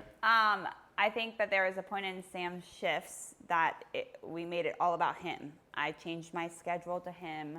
I didn't do things unless they were on the days that he had off. I didn't make decisions unless they were on the days that he had off. Those things. Everything revolved around Sam's schedule. And I got jealous and mad and frustrated, and I lost myself. And then we went the opposite way, where he was he was on shift, but whatever I needed, he did. And he got burnt out, and that wasn't helpful. So it's very important to find a balance, to understand that you're married to a first responder. So ultimately, their job is hard, and they're going to deal with real life crap that matters. And your job, it matters, and we respect it, but it's not life or death, most likely, unless you're married to another first responder. I don't know how you're doing that, but that's fine. But in the end, there's a point where you have to allow them slack, and your life does revolve around their schedule, but you're not making every decision. If they have to miss something, they have to miss something. If you have to make a decision, you can't feel bad about that. You can limit it, but you can't, I guess, make it all seriously about them. Yeah, that's good. It was almost as good as last night. Sorry, it was way better last night. No, it's very good. The first responder has a responsibility in all this, and I mentioned that earlier. We have to work together. So we've talked about kids. We've talked about how amazing they are. They cause us no issues. We all should be happy with just I have great angels. a great You didn't even put a picture of them. I know. I know. Well, I didn't put any pictures like except I for need- mine. and- You didn't give me any. I don't have any. We've been on quarantine. I don't have any We pictures. have a million. But we've talked about kids. We've had that conversation. Now we've talked about spouses and significant others. And we're going to shift this next session into Jess's story, basically. So it's going to be a lot of fun. We're going to talk Stay about tuned. what happened in her life and kind of where she's come from. So take about 5 minutes, and then we'll finish this up. Thank you.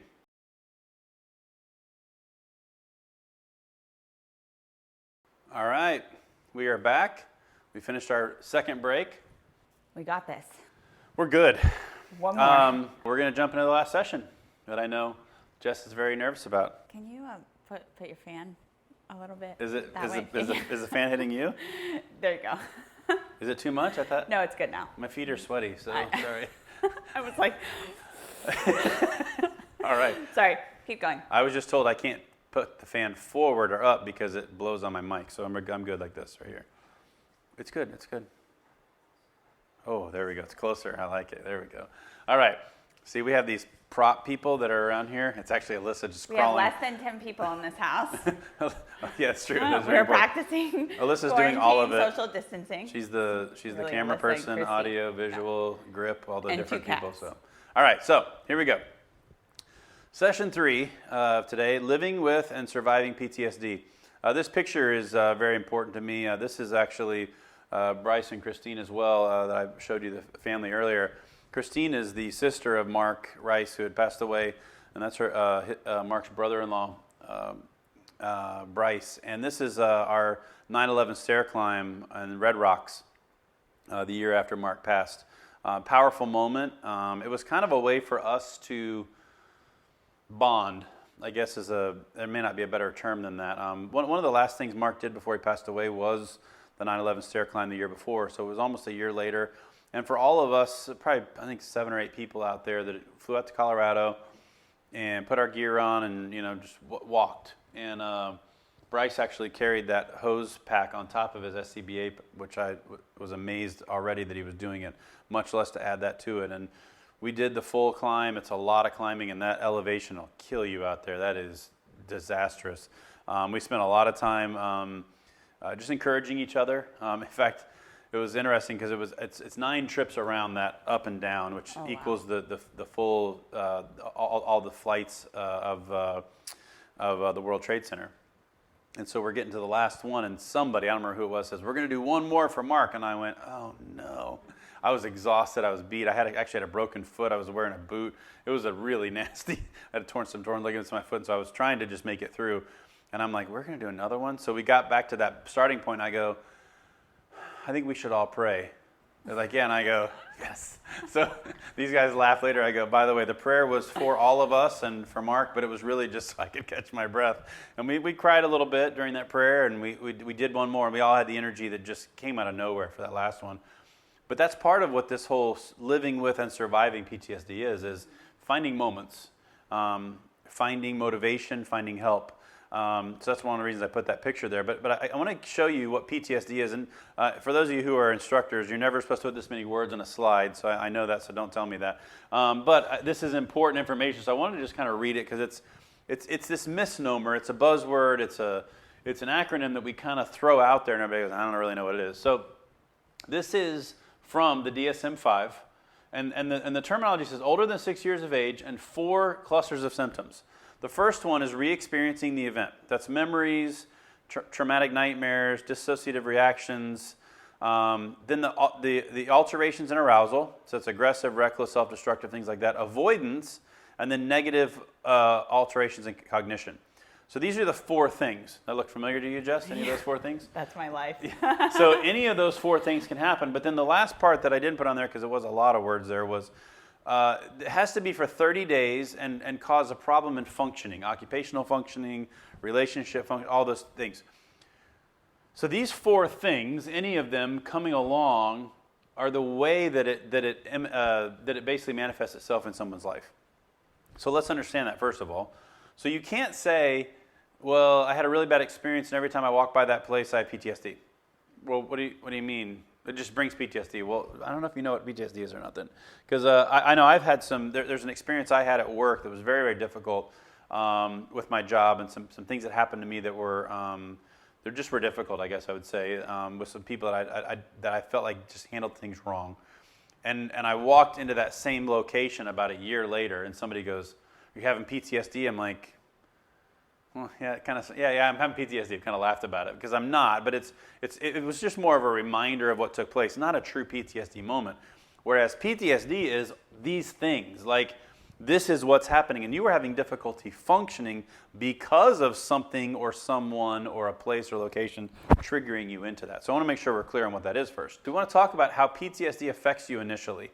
What does it look like? How does it kind of manifest itself in you, and what does it look like initially? So this is where Jess is going to kind of share her story a little bit. I love how you put a point up there to remind me. Yeah, this is your story. Cute. Go. So this is the opportunity. So Jess was 16 years old, and Jess came to me after a church service and asked me a question about something that happened in her life, and I immediately knew, oh, this is bad. Exactly what happened. She asked it in like a code. She goes, if this happens, is that bad? And I'm like, oh no. You can share as much as you want. Yeah, You're well, fine. we're gonna be careful and delicate on it. But there was some physical and sexual abuse that had taken place in her life.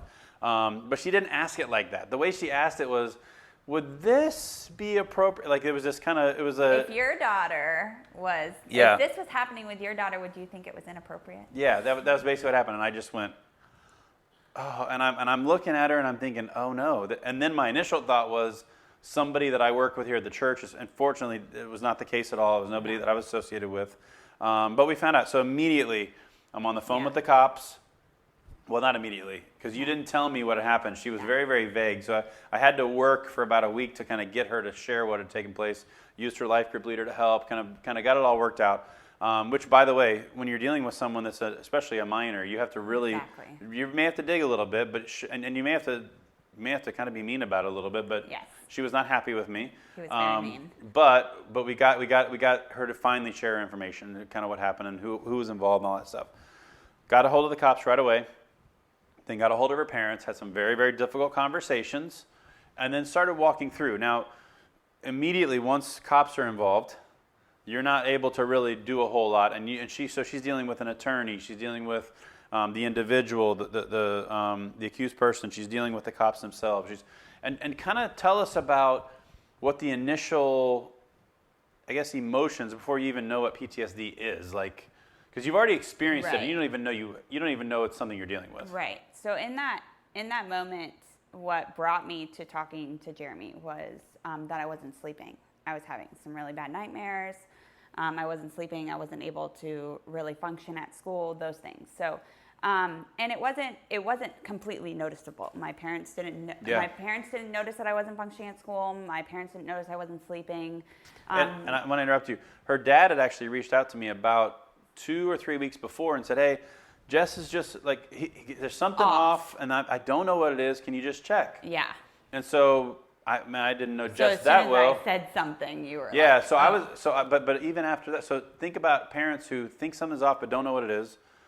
I, as even a pastor, had come and kind of checked on her, and there was no indication of anything wrong. Like I actually interacted with her and the individual that was doing something to her and didn't even see anything going on. Like it was that unclear. Yeah. So be aware that you may not see all of it. So I just want to make sure we're clear but a parent reaching out helped a lot. So I want to make sure we're clear on that too, because that is something you might be able to, hey, you sent something, do something about it and start asking the questions. So that was like my first initial something. Obviously, a lot of things were wrong, but that something was very wrong. And I was very manipulated at the time. So it took a long time for me to understand. I knew what was going on was wrong, but there was a lot of manipulation via just manipulation, like as if it was God, whatever. Yeah. So in that moment, it was just trying to learn what I was feeling. I actually like bring it back to the spouses when they come home and they have no idea what they're going through. They don't even know that they're dealing with it. That's how I felt. It was as if I was having two lives, didn't really know that it was weighing on me. And this was going on for like a year and a half. So,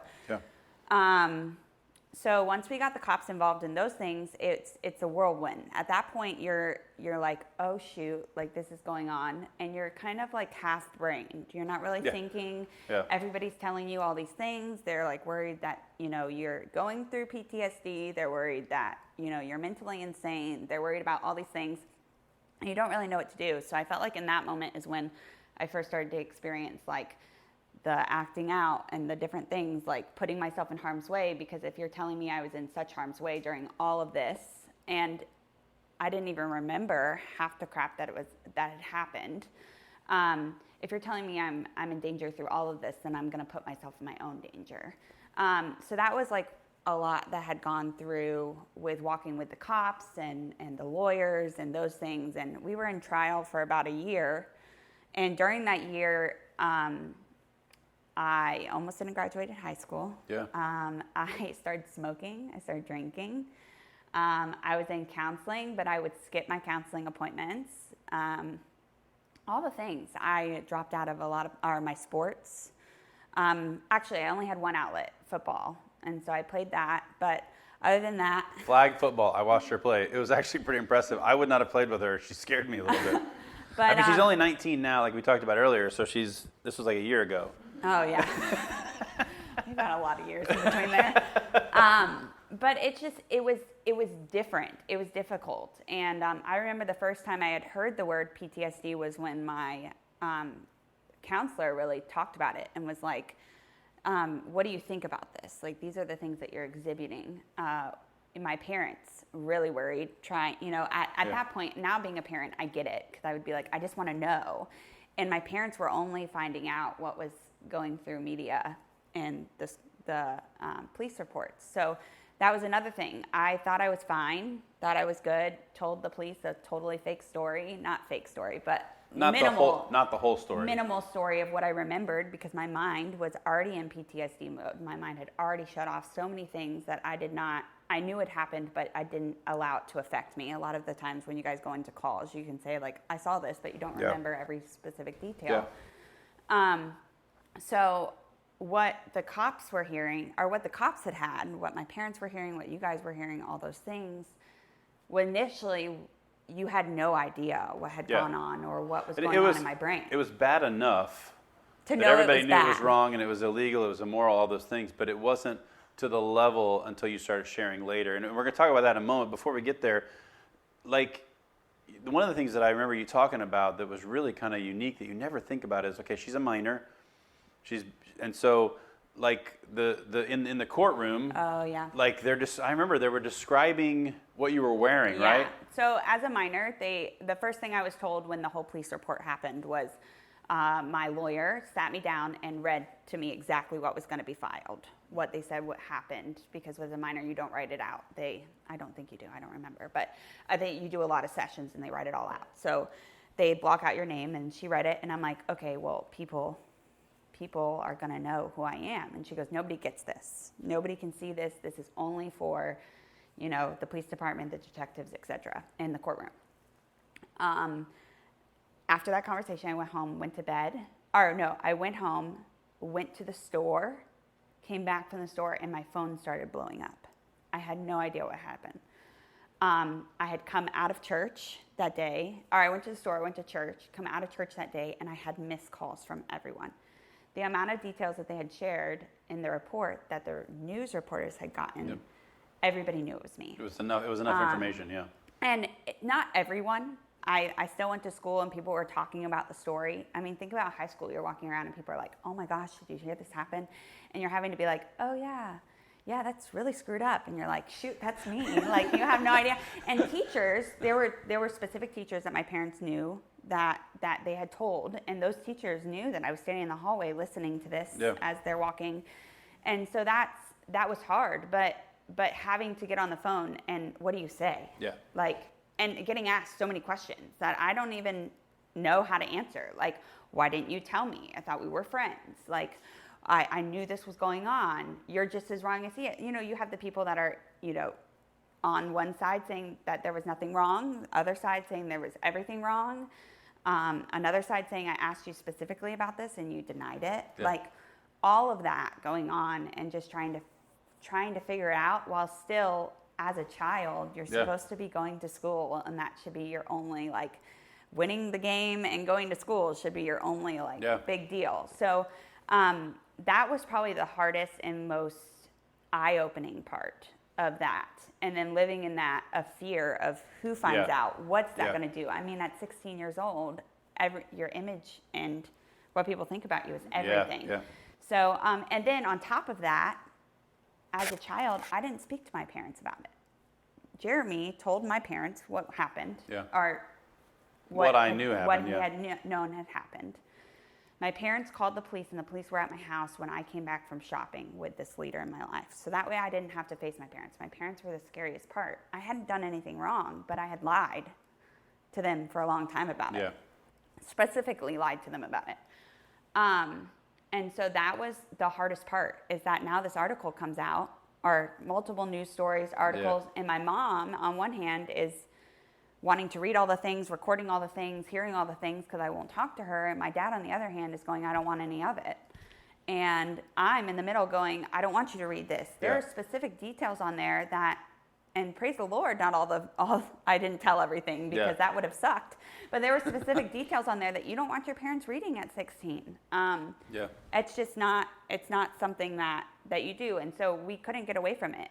There were news reporters, not at my house, at their house, but there was, it was on the news every night, I want to say, Yeah. for forever. It was a few days at least, and it seemed like, and it would carry on.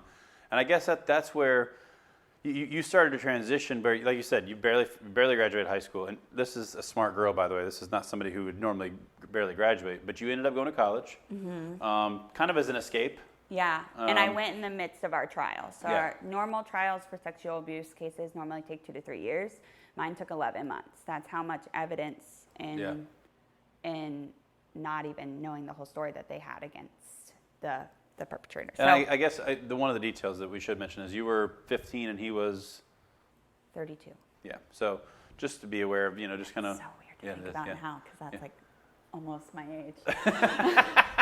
Oh, we're getting closer to what her age is now. I'm 29. I'm not there yet. I got 4 years. But yeah, 3. so I think that was a transition. So going to school Yeah. was hard, because I went to school. This was great. Nobody knew anything that went on. Yeah. But I was exhibiting a ton of PTSD. Yeah. I was diagnosed with PTSD, but I wasn't in the midst of it. I had had a lot of accommodations in high school for my PTSD to finish, but I didn't have it in college. So Yeah. I went to college thinking everything was going to be fine. Come to find out, all the self-destructive behaviors, nightmares, etc., all continued. So I had a very loving roommate who took great care of me and kept me alive for the year. When the court case finally came to a close, all of a sudden the media started happening again. Yeah. And that was not something I was ready for. I went to a court case dressed in normal clothes, and the reporters it was a great report, but it was commented all the way down to the color of my nail polish on my toes. So it was pretty and with social media and all those things, people. It was pretty easy to figure out who was in the courtroom. Who it was, if you knew anything in our city. So at that point, that was really hard. Why are you missing cheerleading games? Why are you missing class? Why do you not have to go to chapel in college? Like, those are things that I'm being asked by people at school now, where this thing was not supposed to, Which is about 2.5, 3 hours away from here on the other coast. Right. And now you're coming back over for trips, for court cases, and then as a result, it made it very difficult for you to finish college. Yeah, so I ended up coming home from college about 1.5 years in, and a lot of it was because of PTSD. I wasn't making my freshman year. Actually, I had to have my classes ship my finals down here for someone else to proctor, so that way I could pass, because I hadn't gone to class for a month and a half, because I wasn't sleeping at night. And so the only sleep I would get would be during the day when it was light out, or when I'd finally passed out. And so I just had they waived the need to go to class as long as I finished all the work. Yeah. So I ended up doing that, came home, and things happened to be a little bit better. I started to get in a relationship. I stopped a lot of the detrimental or self-harm things, but still PTSD was a huge part of my life. The triggers and different things like that were still there. But I was in this new relationship. Yeah. And so that's when I met my husband. And none of that mattered. Yeah. Nothing, I didn't want my past to matter. I was over it. We had worked through the trauma, through much therapy. He's in jail. He's not part of our lives. All the things. And that's when I started to really realize what had happened. I started to write a lot, and I would write out dreams and triggers and things that I was thinking, and from writing it, I wasn't even realizing what was going on in my head until someone else read it. And Jeremy was normally the person that was reading that. And just sending it to him in like piles. Please read. And realizing just the trauma that I had gone through, and rereading it myself, going, if someone else sent me this, that would be a big deal. Yeah. Like, this is a big deal. And it started to affect, it didn't really affect my relationship. Sam was kind of like my getaway, I would say. Yeah. In the very beginning, he knew, you had talked to him a little bit. I sat down with Sam as they're getting pretty serious. I don't remember how far into it. You were pretty serious, and he was probably about, 6 months away from asking you to marry him, I think. Right. They're getting very serious. And I remember sitting down on the ground. I looked at him and I go, and I apologized to Jess later, but I go, you need to run away. Because Jess was struggling. And this is just the surface level. I hadn't even really struggled yet. I I was like a kid. There was we were right here, and I was about to fall I've down. known Jess a long time, and I love Jess, and I love her family.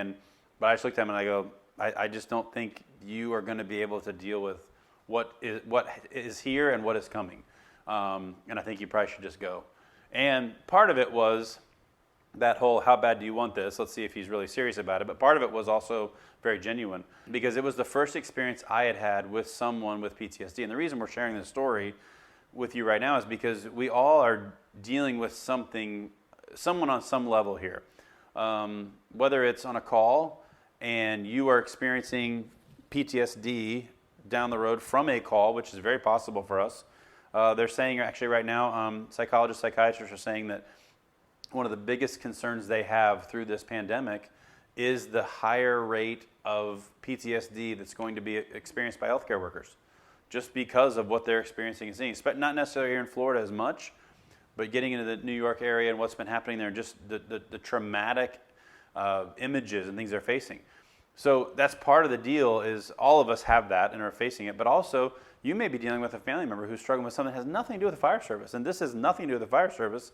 This is something I faced as I was in the fire service that was completely separate. So we want to help you understand that, but we also want to help you understand that there is, first of all, hope, we're going to talk about in a moment, but there's also progression that comes. And I don't think there was any moment where we're going to give up on Jess. It was more of I was more concerned that Jess was going to give up on herself. Multiple times. And I think that was really what it came to, is I was like, we're doing everything we can, but I mean, we talked about it. I said, I'm afraid that Jess is going to take her life. I'm afraid that Jess is not going to be able to deal with this and is going to get to the point where she just can't do this anymore. And that was my bigger concern. And then having a young man step into her life that was treating her well, taking care of her, being a good boyfriend, and eventually a good fiance and husband, I wasn't sure he was going to be able to walk into that. And part of it was I didn't know anything about PTSD at the time except what I experienced with you. But we've learned a lot since then. And I think maybe even talk a little bit as we move into this a little further about the early success and failures of your counseling. Yeah. Kind of because that was where you and I really interacted a lot, because you would come to see me after those sessions and have conversations and go, oh, I know you deal with this stuff, so tell me what's happening in my life because this did not go well. Or, hey, this session was good. And then Sam would talk to me and go, hey, it seems like this is working. It seems like this isn't working. Right. So I describe PTSD, the best way to think about what's going on is kind of a TV. So if you were to put a TV right here. Which is where ours should be, right here, yeah. In between Jeremy and I, and face the TV towards me. And then tell me to have a conversation with Jeremy. If the TV is low, no matter what it's playing, I could probably have a conversation with him. If the TV's higher, I can't. And depending on what graphic is playing on that TV, my eyes are going to wander to what's going on. So that's kind of life. Life is over here, and you're trying to get through life. The trauma is the TV, and then you're over here. And depending on where you're at in your journey of PTSD, so in the very beginning of my journey at 16 years old, this individual had the remote, and I'm trying to censor myself so that way I don't give anything away, but this individual had the remote, and that's the way I saw it in my brain, is that he was sitting, behind the camera with the TV and just turning it up and taunting me and playing different images of things that had happened and different trauma that had happened, and I was supposed to go to work and I was supposed to do my schoolwork, and I was supposed to sleep, and I was supposed to have genuine relationships while this TV was happening. Now, come into the new exciting things of my life, go to college. That's great for the first few weeks. The TV's really low, and then all of a sudden, back, things are getting mundane. Find Sam, great, things are going great. Get married, all of a sudden, like, all of these things are going on. So I was in therapy probably the whole time. 16, 17, 18, I don't think my therapy worked at all. There were a lot of things that we learned and that I was diagnosed with, but I would go and lie most of the time because you're young and you don't think it's a big deal. And Jeremy's right. Every day I was fighting for my life. I was waking up and choosing life, and I still do that every day. It's not something that a lot of people have to do, but people that struggle with like mental illness, that's a daily choice. It's a daily choice, and sometimes it's an easier choice than others, and some days it's hard. But so I had done a little bit of therapy, just regular therapy. Hadn't really dived into a bunch. Sam and I got married, and about a year in, there were some issues. Things were coming up. I was being way more vocal about what had happened. I started my self-destructive behavior again, sabotaging our relationship, hurting myself, not sleeping in random places, and that's what happened. So at that point, he's like, "You need to go back to counseling." So I went back and we tried EMDR, and that was horrible but helpful. If you don't know what it is, it's an intense therapy that's kind of like hypnotic, and you kind of go through your traumas one by one and lessen the traumatic radar. So if it's at like a 10, you try to recreate the trauma to make it lessen. So you actually have to go through everything again mentally: smell, feel, image, etc. You're like hypnotized into it. And then I just remember that I was a vegetable for about a year, I would say. I did 2 rounds of it, and I was just a vegetable. I would go to counseling, and afterwards I'd either go home and have a drink or go sit on Jeremy's back porch and have a drink and just veg. Well, there were times where you would literally just call and go, "Hey, I'm going to slip under your back patio."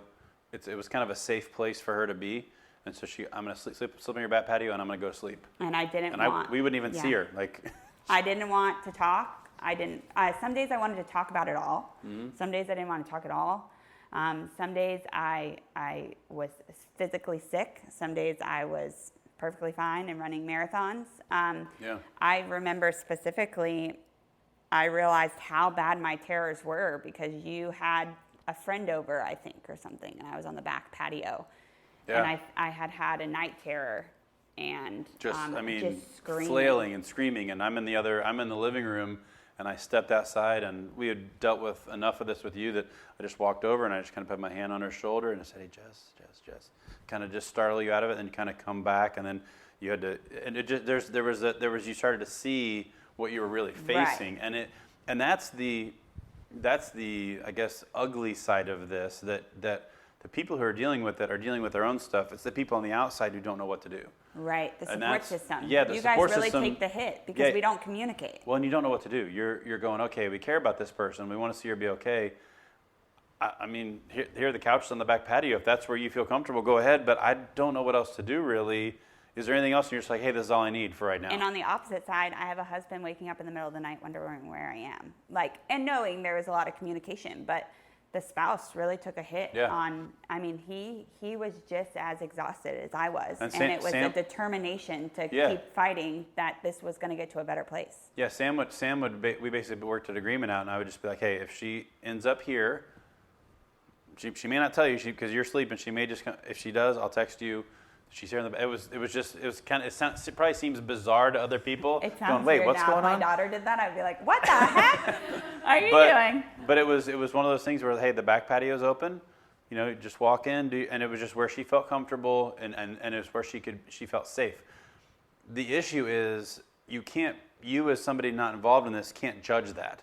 Because what happened is the counselor actually is the one who kind of talked you through the fact that if you find that place, that's where you need to be for right now to walk through this, because you need whatever support structure you can get. And it took Sam a little while, poor guy, But he finally actually understood all that and went, okay, and he started actually supporting it. And he actually got to the point where he was encouraging it, going, hey, why don't you go there and I'll come over and there's ways to do that. And then even now, he is a saint, by the way, because even through some of your destructive behavior, trying to sabotage the relationship, he stuck it out, which is a whole other conversation about sticking it out with people who are struggling with this. And if that's safe for you at that time mentally. Yeah. If it's safe for you to stick it out, yes. then, exactly. then definitely take that on. But if it's not safe mentally for you to stick it out, then that's an okay conversation to have. And that's what we talked about. Like, this is going to be a long road. And we're married, but this is going to be a really long road. Like, this is going to travel into me having kids. This is going to travel into different things. Like, are we prepared to handle this together? Do I even want to handle it with you? Are you someone I feel safe on my support team? And thankfully, he, went to counseling and those things with me. But I think the biggest thing through my story that I want to definitely touch on is that PTSD is a journey. Yes. There are there's hope. You can live with PTSD and triggers can be way less. Mm-hmm. You cannot be affected, but they're still is in the back of your mind. Yes. And just as if no one can pass somewhere that a loved one is buried, or that, I don't know, if your child falls and even if you create a memory somewhere, you can't pass that place of memory and not see that. Yeah.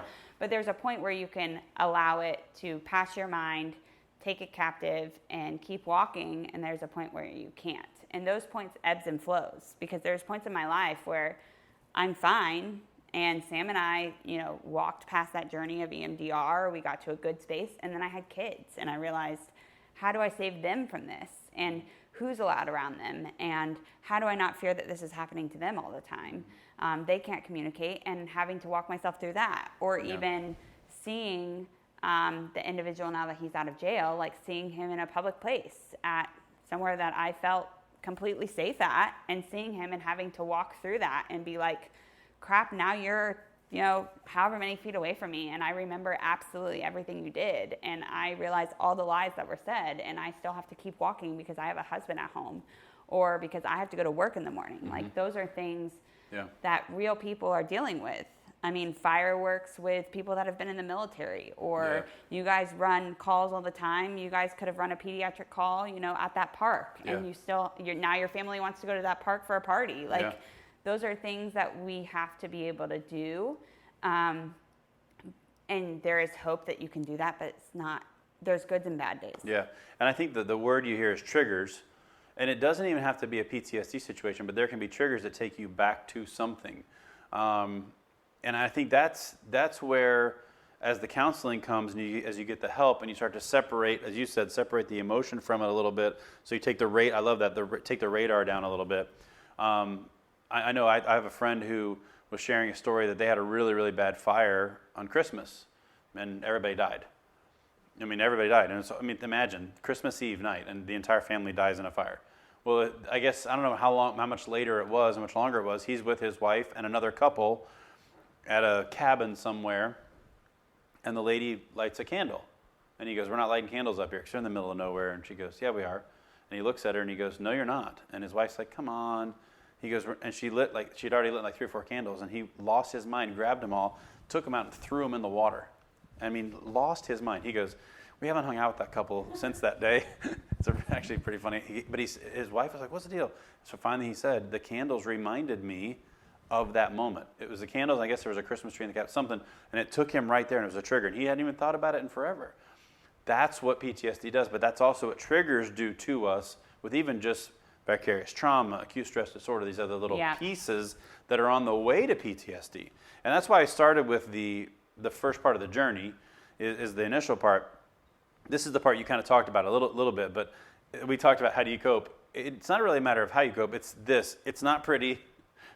There's some ugly, ugly moments. Yeah. There are probably some decisions that get made by people with PTSD that are almost otherworldly and out of their brain that would not even be representative of who they are as a person. Would you agree with that? Oh, yeah. There's some things you did that don't represent who you are at all. And it's funny because our normal, like Sam and I's normal, we were talking to another couple, this might help. Like, we were talking to another couple that's not you guys. So we were like talking about our relationship. And But you talk to other couples other than us? I know, I'm sorry. I don't know why I had to say that. And we were talking about relationships and some of the fights or some of the things that Sam has like walked in on, like some of my crazy manic PTSD moments and like how we've handled that. And we were just joking around about things like, oh yeah, Jess loses her mind. And one day I had to like rush home from a call because I thought that she wasn't going to be there when I got home. Like, and we're just like joking, like things that we would say with you guys because you guys know our past. And the couple's eyes were wide. And the girl is not a screamer anyways. And she's a good friend of mine now. So she'll probably laugh at this, but she's not a screamer anyways, and through my trauma, I get loud. And so she's like, wait, first of all, you guys like scream at each other, but second of all, like you were doing what? And he had to drive from Belgrade because of why? Like, are you okay? Should you have kids? Like those things, like, are you okay now? Should I take the kids? Like those are things though that in our mind, because PTSD is so relevant, like that may happen, you know, like not those manic moments happen because you have good days and bad days. Yeah. And the part I put about it's not cyclical is we talk about the stages of grief and the dealing with, and it has this pretty picture. Well, you're going to bounce all over the place and you're going to have days, like you mentioned it earlier, and so we don't have to hit on it that hard here, but you have days that are amazing and days you don't have to fight. Mm-mm. You're good. And then there are days where you have to fight really hard. Yeah. And I think understanding that reality is huge for you, but it's also huge for the people you care about. Yeah. Because on a day that you are struggling, it's not as if, oh, well, she's lost herself. No, she's having a bad day. Well, it's like a workout. Yeah. So you have a trainer, and on days that you can, on days that you feel good, you can go work out. Sometimes you'll run an extra mile. I never do that. But not me either. Sometimes you'll lift a little bit more weight and you don't need to be yelled at. And then there's days when you're training that you have to be coached the entire time. Someone needs to be on you saying, go, one more rep. We have a little bit more to go. Point. Like, keep going. And that's life. There's some days that are really good. I had a really bad day a few days ago, and I knew that I couldn't be alone. I had a support system, and then quarantine, that's really hard. But that's something that we talked about, and why we're quarantining now is that I went up to Sam and I said, we are protecting myself, or we've always been hyper vigilant about my mental health and my mental stability through what I've gone through and your mental health. And we have been protecting ourselves physically so much, but mentally, I'm not okay being stuck in a house postpartum, 2 months, with all my other issues, and now like not being able to see my people. Like I think that was the longest time that we've gone without seeing you. And so we had a conversation when, okay, we're going to make a conscious decision. And that's what this comes down to is when it comes to any type of vicarious trauma or any type of things you're dealing with in the trauma world, in the mental health, you have to be able to evaluate each situation and say, okay, I have to make this decision right now that's best for us. And it's a conscious decision. We had to talk about it.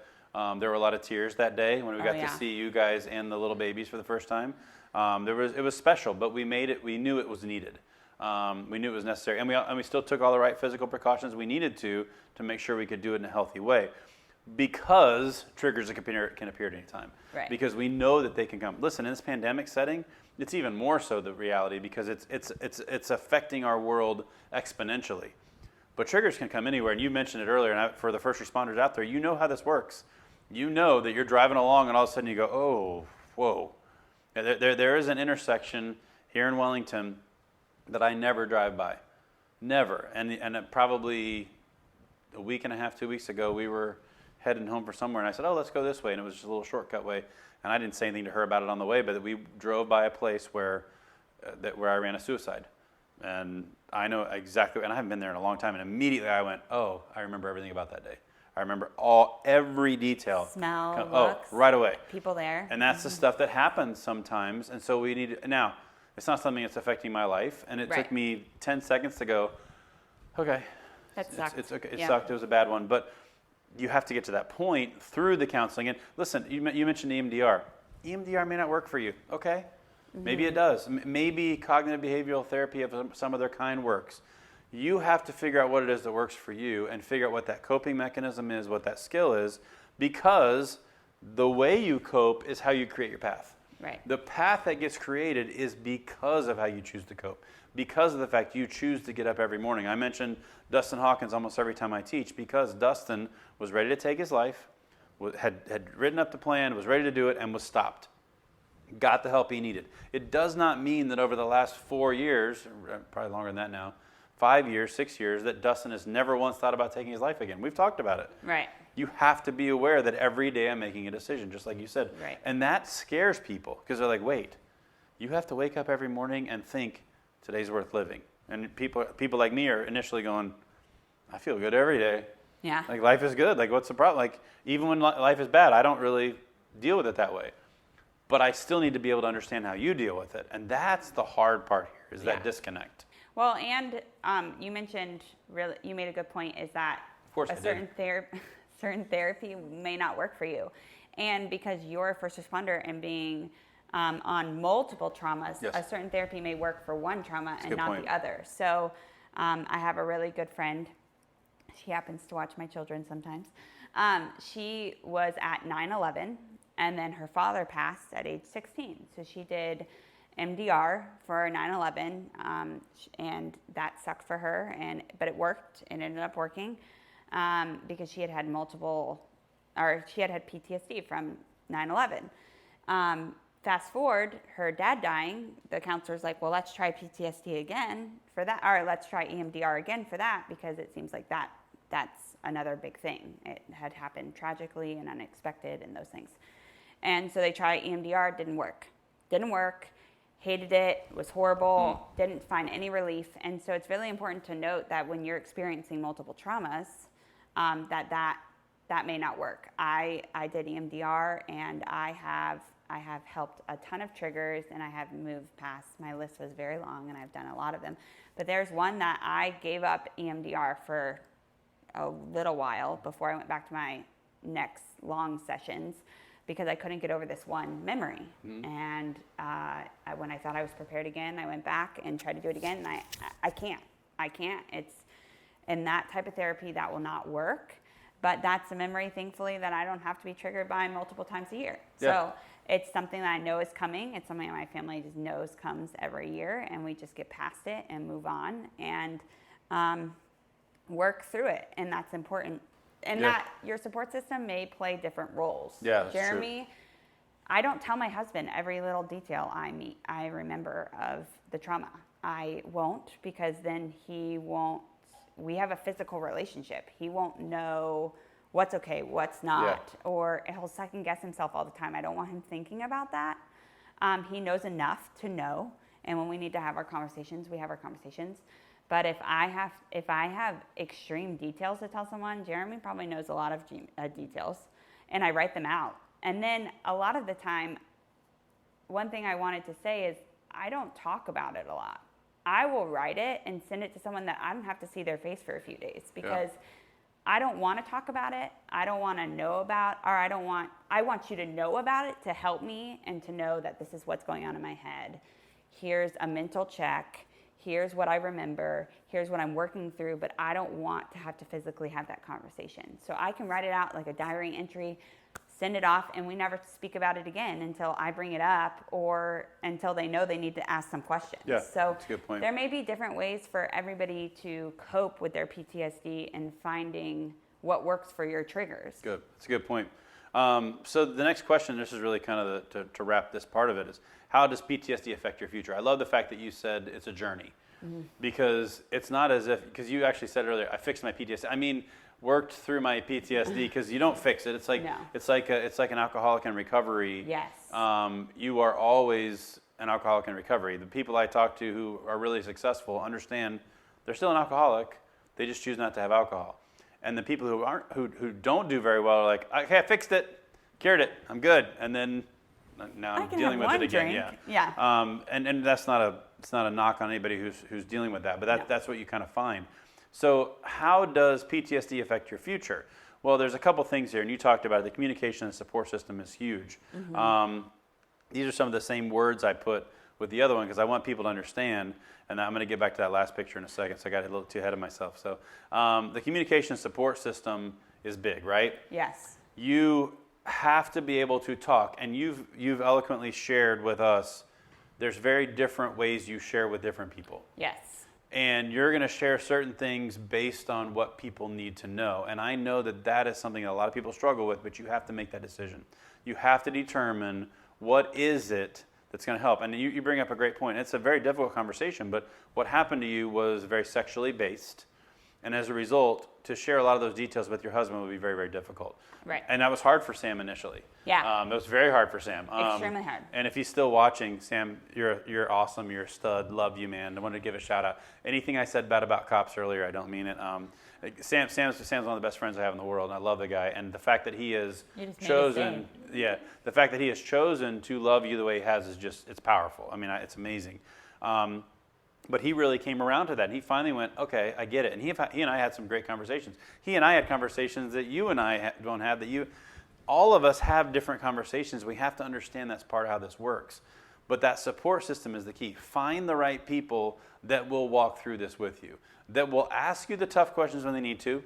You and I have had a couple conversations. It's a hard one. Maybe one or two where I may have yelled at you a couple of times down the road, maybe. A bunch of them. One of which I remember, if you kill yourself, I'm going to bring you back to life and kill you again. I don't remember saying that. I remember being at a point where I was really worried about you, and I thought, how do I get this across that she is somebody who is loved and is going to be missed? And because it was at a point where I wasn't sure what was going to happen. So you have to be willing to do that. You have to be, as a support system. But the plans have to be, what are the goals? What does the future hold? What do I want to do? I'm going to say this now because I don't think I'll cry actually now, but one of the best moments was the day of your wedding. To stand up there, I got to do their wedding. I got to be half of doing their wedding. They had some other guy help at the beginning. But I got to stand there and watch this girl who I didn't think was going to make it alive, honestly, many, many times, walk down an aisle and marry this guy, and I got to do the ceremony. That was, I do weddings all the time, but that was a very unique moment. You cried. I did cry, yes. I'm standing up there and watching that happen was just, it's overwhelming. To be able to think about that, and that's the success that we want for people. We want them to be able to have a normal life. Now, it may be a new kind of normal. The things that go through your brain with your kids and with your spouse and with your first responder spouse specifically are very different than what other people do because of what you've been through. But it's part of your journey. And I think that's what's powerful about that, which is why I wanted you to share this. But I also want you to talk about the determination. What is it that you have to have in your brain on the determination side to really, and maybe even kind of combine the flexibility part in there, because I think they probably go hand in hand. But if you could just kind of share that to kind of wrap this part of the conversation, I think it's really powerful. Yes. Good. All right. Yes. She said yes. That's all we're talking. Determination-wise, I make sure that I know what my values are every day. There are some people out there that probably will never, if you ask them what's important to them, they'll think about it and they'll name it off once they've thought about it a little while. I have to make sure that I know that it's forefront. What am I living for, and why am I doing it? Because I'm a mom of two and a wife of a first responder. I can't just lay in bed all day. There are days that I want to do that, but I don't. But determination of knowing, I guess, putting forward making forefront of your mind why you're living each day, and then pushing forward. I push forward for what I need. Some days I need hard love, and I ask for that, and I say that, you need to push me forward. And some days there's determination to take time for myself and have to have self-care, and being determined to make sure that happens to keep myself in a mental state. And I think that's more of the level I'm in now, is remembering that it's so easy as a mom to give, and forget the determination having the determination to continue to work on my mental health. And part of my mental health being finding time for myself, making sure I'm sleeping, making sure I'm eating right, making sure I'm working out, because those are the 4 things that I need to do to make sure that my PTSD doesn't become more relevant. Yeah.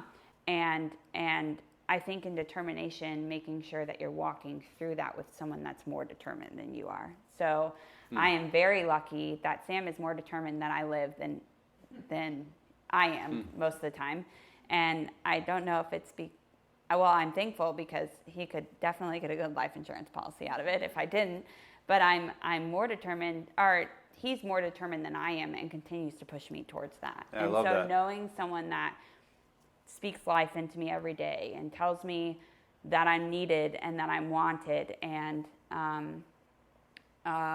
knows he couldn't do it on his own, which he could, but says he couldn't do it on his own, and asks me the hard questions and gives me the time and tells me to take the self-care as much as possible in this pandemic is something that's important. So it may not be a spouse, it may be a loved one. Christy's played that role before, you've played that role before, Alyssa's played part of that role before. So like just making sure that you have people that when you can't be determined, they can be determined for you. Because there are times in your journey that you're walking alongside of people. There's times of your journey that you're walking alone because you're strong enough. And then there's times of your journey that people are carrying you.